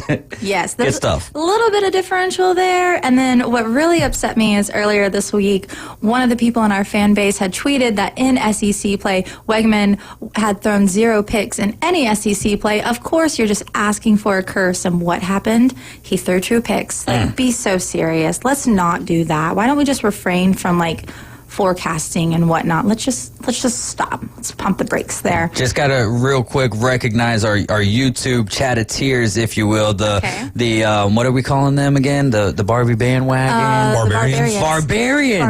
Barbarians. They are in the chat right now. CeeLo saying, hey Morgan, and there's a bunch of other comments as well, and I just feel bad for neglecting our guys in YouTube today. Off. Well, there's a bunch of them, and we can go right back to how you ended one of the last segments where you were talking about Shadur Sanders, but we won't get into that one. And then Jimmy says they're not watching the YouTube chat today, and they said if Fano was here, he would have read the chat because Fano loves them, and I love you guys, and I'm sorry, and I'm glad that I came over here to YouTube to check you guys out. Now, back after these short messages to Morgan Hilliard. Back to you. First of all, hey CeeLo, what up, friend? And then second, I'm so glad David recognized you. I can't see your post personally on my phone. I can't. We blocked her from the chat. Yeah, they don't want me to be in there because they know that I'd steal all of you away. I'm so sorry. No, I'm just kidding. You bring all of them here. You bring all of them here. In fact, Kyle Albert earlier said now the entire audience is now not shaving anymore. So you gotta have a mustache to attract the likes of Morgan Hilliard. No mustache, no interest. I'm so sorry. I'm actually not very sorry about it. It's a standard. Anyways, just lost my train of thought. MSU did look very improved, though. I know they won their first game, but they've been on a streak of losses since they played at Arizona State. And it's kind of nice to see like their program finding life again and them coming back to life. And they're not just laying flat. I mean, they played great in their last game as well. And I've enjoyed watching them. Do they have a ways to go? I think so, absolutely. But you can see that there are some adjustments being made in this downtime they have between games. And go Levy. Good on Levy for that. And then we have LSU this weekend at home. It's a blackout game, which is really exciting. They released. What's the weather going to be like for you guys there? It's a 6:30 game, so it shouldn't be too bad. It's a 6:30 game. Looking at 85 degrees game time weather. Yes, well, not bad. I mean, when you're used to like 110 degrees, and they were there for the College World Series, what was it like? Yeah, at least it's not like an 11 a.m. game, because that terrible. Would be kind of brutal. But Nussmeier immediately pulling a Brady Cook. He didn't go as far as Brady Cook did, but he did say that Death Valley is louder. And you know what? I am prepared with my facts because I don't show up anywhere without facts. So the last 6 games have been split evenly. 3 wins at Kyle Field, 3 wins at Death Valley. So really, I just hope the students bring everything they have. I'm sure they're going to be loud. I know they're going to be in black. And, back in black. Putting the goon back in maroon goons. I can't wait to see this. And also, you guys said earlier that you had faith in LSU, but I just don't have a lot of faith in LSU. They barely won against South Carolina. They barely beat Ole Miss. And I'm just not sold on LSU. They don't look like the LSU that I've been watching for a couple of years. But we did say that it's CFB January 6th, so you never know. You did say that. You guys bring us into a lot of controversial topics. I'm not scared of them. What are they going to do? Try to dox me? Go ahead. I'm not scared of I just bring the blunt, honest truth most of the time. Yeah, there you go. Bring the blunt, baby. I will say, Chris Young, if you are listening, your Tigers are on the clock right now. I hope they bring it. I would love to see an absolute battle, but, just for my own narratives, I would love to see a replay of 2018, 74-72, 7 overtimes. Well, you bring up South Carolina as one of your kind of barometers here, which, I'm picking Texas A&M in this game, but with South Carolina, they absolutely dog-walked Oklahoma last week. 2 weeks ago, there's a 2-point game against Bama, and then the 3-point, close game against LSU. So it is one of those where I think South Carolina, I think Beamer is actually doing a pretty good job over there with South Carolina this year. And Ole Miss is not and they're not terrible.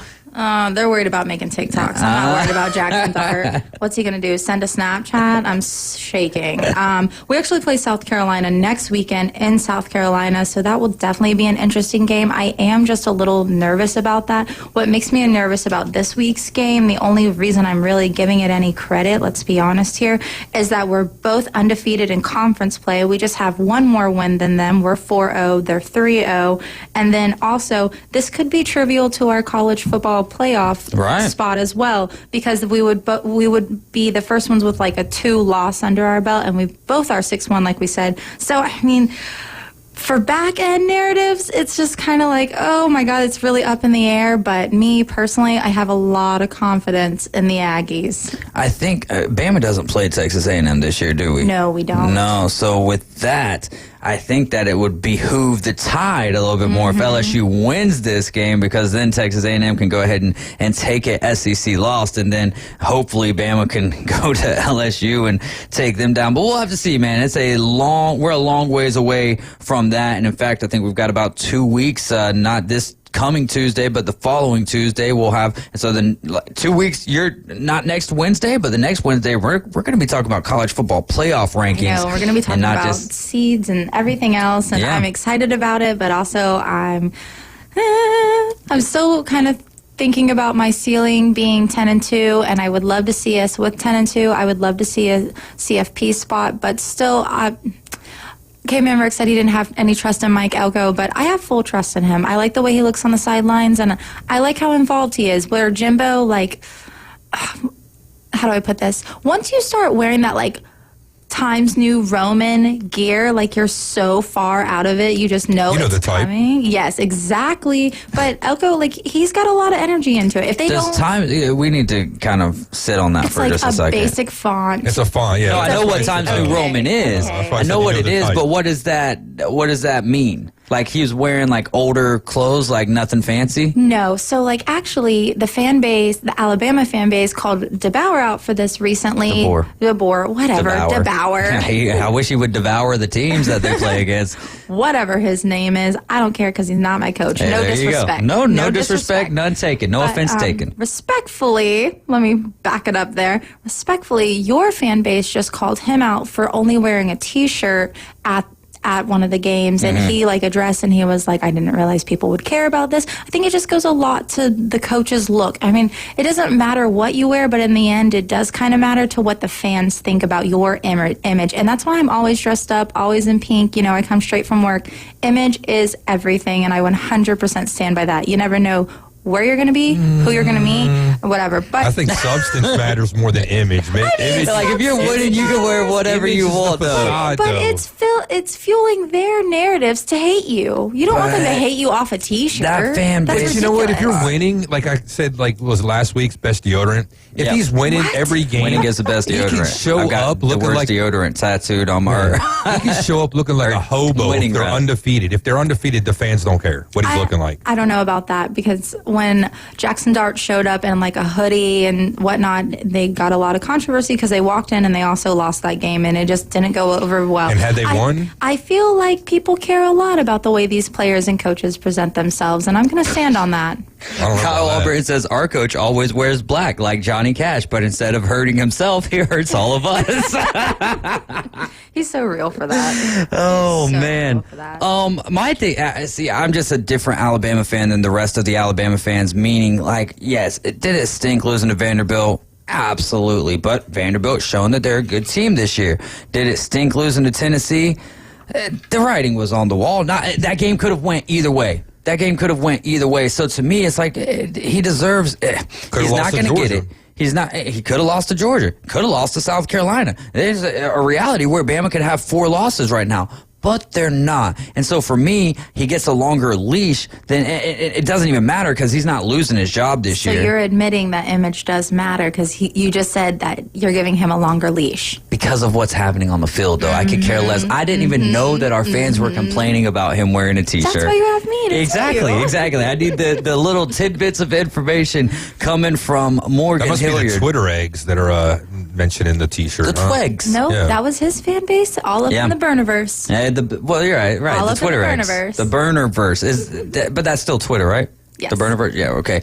But yeah, so I don't have an issue at all with what he's wearing on the sideline. I mean, I think coaches back in the day would be wearing suit and ties, and then it kind of worked into polos, and now a T-shirt that looks fancy or a whatever. Hoodie with cut off sleeves. So as long as he's not wearing Times New Roman, then we're good to go, right? As long as it's not Times New Roman. So it's just wearing a T-shirt. Is that Times New Roman, or does the shirt have to have the font of Times New Roman? Or does it have to have a collar? It's something that Jimbo did in his last season with us. Like every game we played, day he was in Times New Roman font in his attire, and that's just kind of how you Alabama can't do that, though, because their A is script. It's not Times New Roman. There you go. You don't know. Jimmy says the Tigers are going to eat well this weekend. He also says Belichick wore hoodies and track pants, and they did pretty well over there, right? They did pretty well over Andy there. Reid, did he dye his mustache yet? And they also did Connor Stallions. I mean, it's just he dyes it that color on purpose. This cheeseburger color. I think he does it just to make me angry because I can't look at him.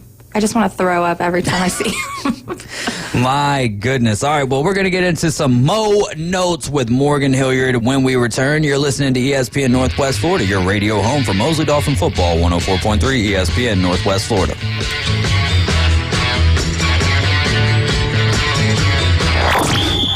ESPN Northwest Florida.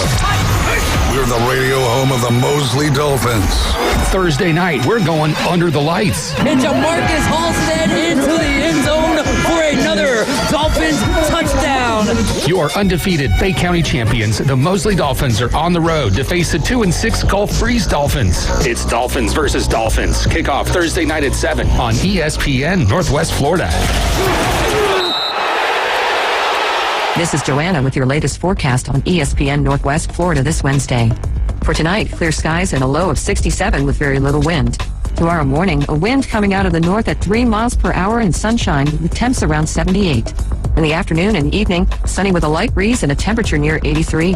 Moving into Friday, the same with a high of 83 and sunny. Saturday, sunny with a temperature around 85. This forecast is brought to you by Earthworks of Northwest Florida.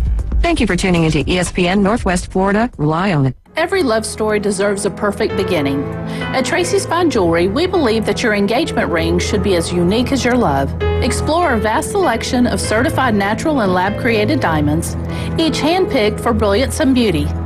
Whether you desire the timeless allure of one of our hand-selected engagement rings, or you'd like to custom design the perfect ring, visit us today and let our experts guide you in finding the ring of her dreams, because love deserves the best. Tracy's Fine Jewelry, where love sparkles. Are you looking for a place to take a leak? Do you have a truck, tractor, or other hydraulic equipment leaking or not performing as it should? At Reliable Hydraulic Solutions, we can get you back to work. Do you have a busted or leaking hose? We can typically replace them while you wait. Hydraulic cylinder or pump needing repair? In many cases, we can have it back to you the next day. Reliable Hydraulic Solutions, 6840 Highway 77 in Southport, just south of Tractor Supply. The best place in town to take a leak. Who was hired? Who was fired? Trades, drafts, and playoffs. We're talking about it. That trade, when it was made, was the right trade. Now back to the Afternoon Underdogs, right here on ESPN Northwest Florida.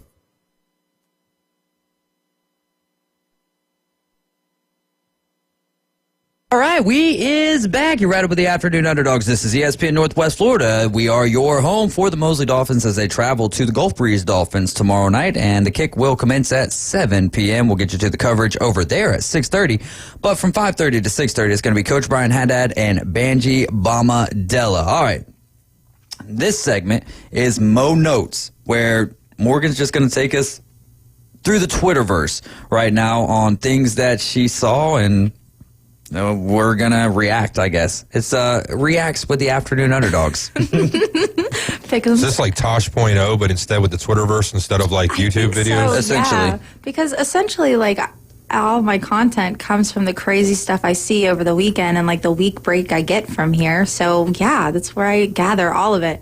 We're going to do my favorite thing other than talk about the Aggies, bash Texas. So, Texas gets beat by Georgia. They played very horribly. They played a real defense and got absolutely exposed about how they are not SEC ready, and I absolutely love that for me and everyone else who's an A&M fan. The trash on the field after the interception was called back in the third quarter. I thought that was very telling because Texas fans would absolutely never do this. Never. They're such a classy fan base, of course. But then they dropped the flag and gave the ball to Texas, and it's just very interesting to watch them react so viciously at DKR, their home field. Yeah. And then Steve Sarkisian running over there and, like, throwing his hands and waving at them to stop. Like, I couldn't have drawn it up any better. It was my favorite play.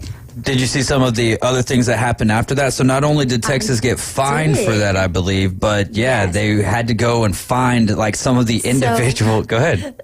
They got fined $250,000 for the fan base throwing the trash, which is terrible because, like I said, you're at your home field. What a bad look for you, honestly. Fined for the trash, and then they're doing that new AI thing, and I know everyone was like, oh, this is so cool. You can see where you're sitting. Psych. Well, guess what? You about to find out. You about to find out. Here they are, because they came to get you, and students and other people who were throwing trash have already gotten texts that they are now banned for the rest of the 24-25 athletic season. They cannot attend any more games, and not just football games. We're talking baseball, basketball, volleyball, all the things in between. What about swimming? You think they could sneak into a swimming Absolutely event? not. You don't think they could get into? I'm pretty sure they have like warrant signs, like posted like an old jail. Like, I don't know. Actually, that's just If that was one of the culprits, I would definitely like try incognito. Oh hell yes! Are you kidding me? I would actually try to like have it like she said it on Twitter or something, and try to track every game that I could sneak into, and then after it all, post it and be like, so you guys thought you were going to get rid of me, but here's all the events I went to after the fact. So juice on you. I went to events I didn't even want to go to just to prove that you guys can't stop me. That's the kind of thing I would do. I'm well aware. That's I can be petty in those ways, like if need be. So they also have to review and update their game and alcohol procedures as well, because the SEC Commissioner Greg Sankey was in attendance at DKR for Georgia and Texas. So he got to witness how trashy they are firsthand. And I think that's fantastic. I love that so much. Go Dogs, man. Go Dogs. Go Dogs.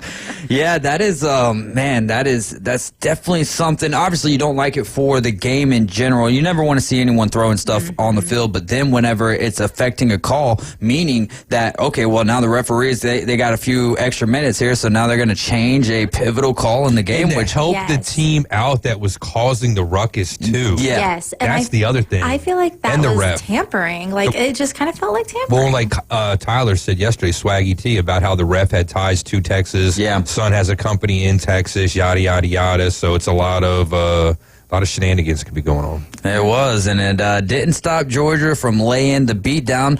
We've got about 10 minutes here. I know that you've got some other topics you'd like to dive into. Do you have any shout-outs that you would like to hand out? I said friends and family, but I received a text while we were on the break, and I just want to give a shout out to my aunt and uncle, Patrick and Stephanie Towns. They watch every week. They are loyal fans, and I even got to see them while I was visiting in College Station. My aunt and my uncle, both of them, actually work at Texas A&M as well. Oh, nice. And their son is just got his Aggie ring. So very exciting for that side of my family. I love them all. And while I was there, they asked me about this, actually, and they were like, so what do you think? And I was like, oh, I have a great time on Wednesdays. And that's when my uncle said to me, I'm worried about South Carolina. And I was like, hold on, pause. Pause. I've been enjoying You should be. Unk's right. Unk's right. I've been enjoying my entire weekend. Why would you make me go and look up the rest of our schedule and start looking up scores as I'm just trying to have a good time? I'm coming off a win, watching this absolute debauchery on the TV. Like, don't do this to me right now. Try to have a good time. Well, I'm right there with you, Unc. I think South Carolina is going to be a thorn in the side of most teams that they play this year. Maybe not coming out with a result that is a winning result, but Texas A&M for year one of Mike Elko. I know we give you a lot of, we give you a hard time about, no one cares, but obviously we wouldn't have you talking with us if no one cared. And I think what Elko's done in year one here, especially with Wegman going down for a little bit, and then all of a sudden you had to go with Marcel Reed and the running back Moss. What's his first name? Le'Veon. Reminds me of Le'Veon Bell. He's really coming to his own, and that was the running back that you were wanting from the beginning, right? Yes, to be the toter? Yes, and Bussy Boy Till I Die, still very impressed with him, still very impressed with Nick Scorton. I'm having a great time watching these guys on the field. Actually, I guess Nick Scorton was having like some cramping issues over the weekend, so every time he went down and I saw him like kind of hesitate to get back up, I was like, this is it. I'm going to drive my car off the bridge. I'm scared. Let's get back to Mo Notes here.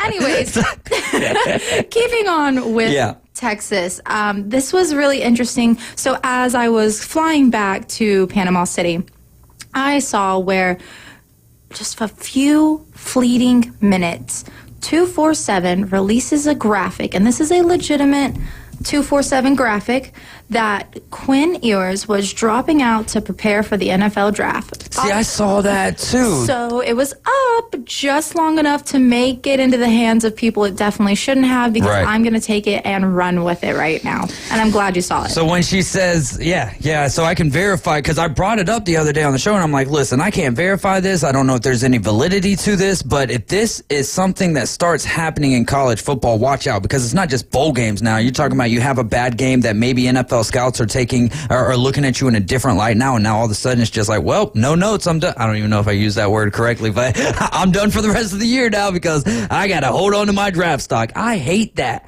That's not what college football's about. No, I want to see who you. If you're going to start, you need to end it. Yeah, always. But 247 Horns, which is an affiliate of the official 247 account, had said that this was a discredit, and it's been disproved by Pete Thamel and a couple other really big names. But I'm just not fully buying this. One, it was a legit 247 graphic. Now, you can blame it on an intern for shooting it off quick, or maybe... It was a test balloon. They were checking to see which way the wind was going to blow. Maybe, but I just think unless they had some sort of viability to this, why would they already have a legit graphic made? I can't wrap my head around why they would already have a graphic. That doesn't make sense to me. I need to know why they already had a graphic up and who gave them that information and what he said. And then on Monday, he didn't go to his press conference. He did practice with the team, but no presser. And then back to a couple of shows ago, we talked about the Dr. Pepper curse. Yes. We talked about the Dr. Pepper curse. The Dr. Pepper curse lives on. So, even though maybe he's not sitting out right away, maybe he is soon. Maybe that's why they already had it drawn up, ready to go, locked and loaded, and they just pulled that trigger a little too quick. So the Dr. Pepper curse is basically like the Madden curse of college football. Bingo. Yep. He was also on the Madden cover, too. He's got 2 curses working against him right now. College football cover. Yes, college football cover. Yeah. Yes, he's got 2 active curses working against him right now. And, he also got benched for 2 drives in the first half against Georgia. And, I slid too far away. Arch Manning came in, and even in his Dr. Pepper commercial, he says, I don't need a backup, even if he does have famous relatives and great hair. I think I don't know. I'm not buying that anymore, Sewers. I'm just not buying it. Sewers, there you go. I'm not doing it. Any other notes that you have for us this afternoon? That's about all from me. All right. Well, let's talk about some other games. And did you get what was the best part of the weekend for you over there in Texas A&M? Definitely the Aggie baseball guys. That was just incredible. And then I ran around and made everyone chase me because I have a really bad habit of running off. Always. Dodgers, Yankees. Who you got in the World Series? Give me the Dodgers. All right. I think that's... Go ahead. I was going to say, Fernando Valenzuela died today. Yeah. Old pitcher from 1981 Dodgers.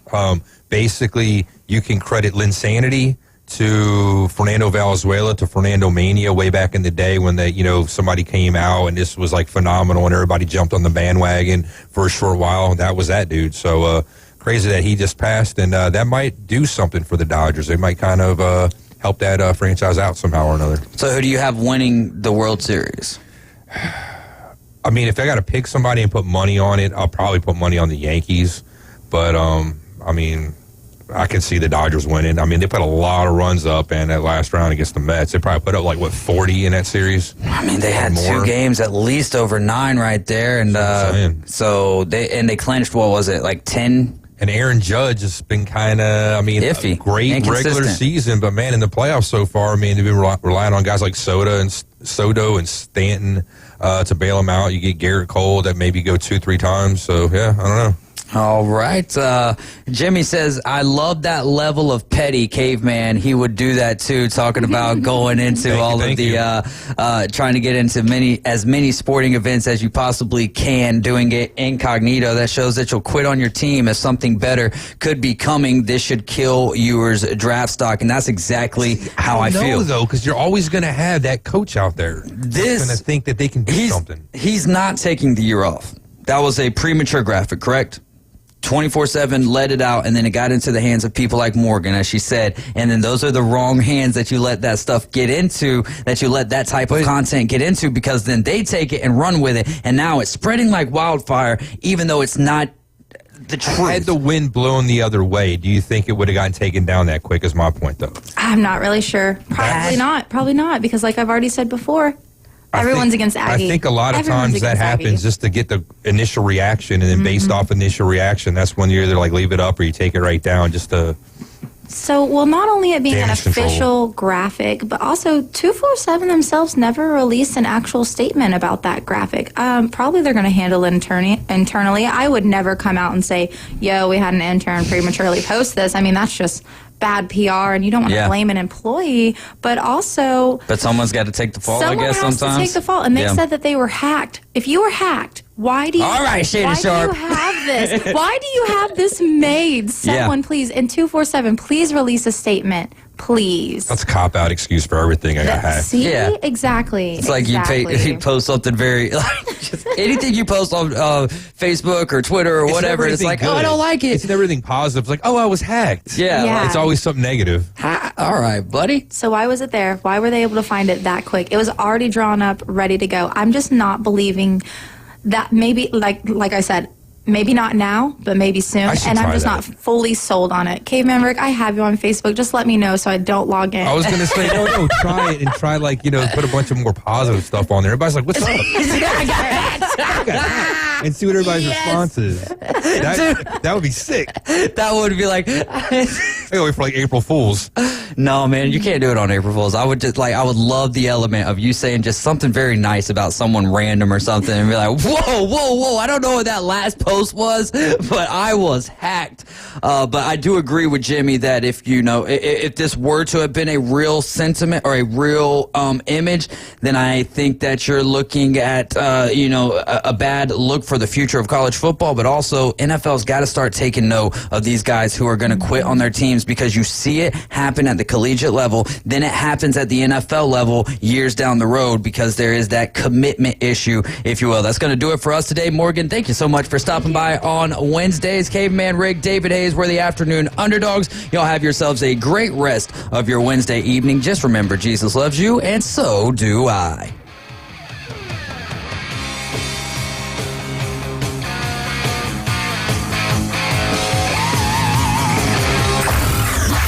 ESPN Northwest Florida is your home for college football and the Auburn Tigers. He dives! He's in!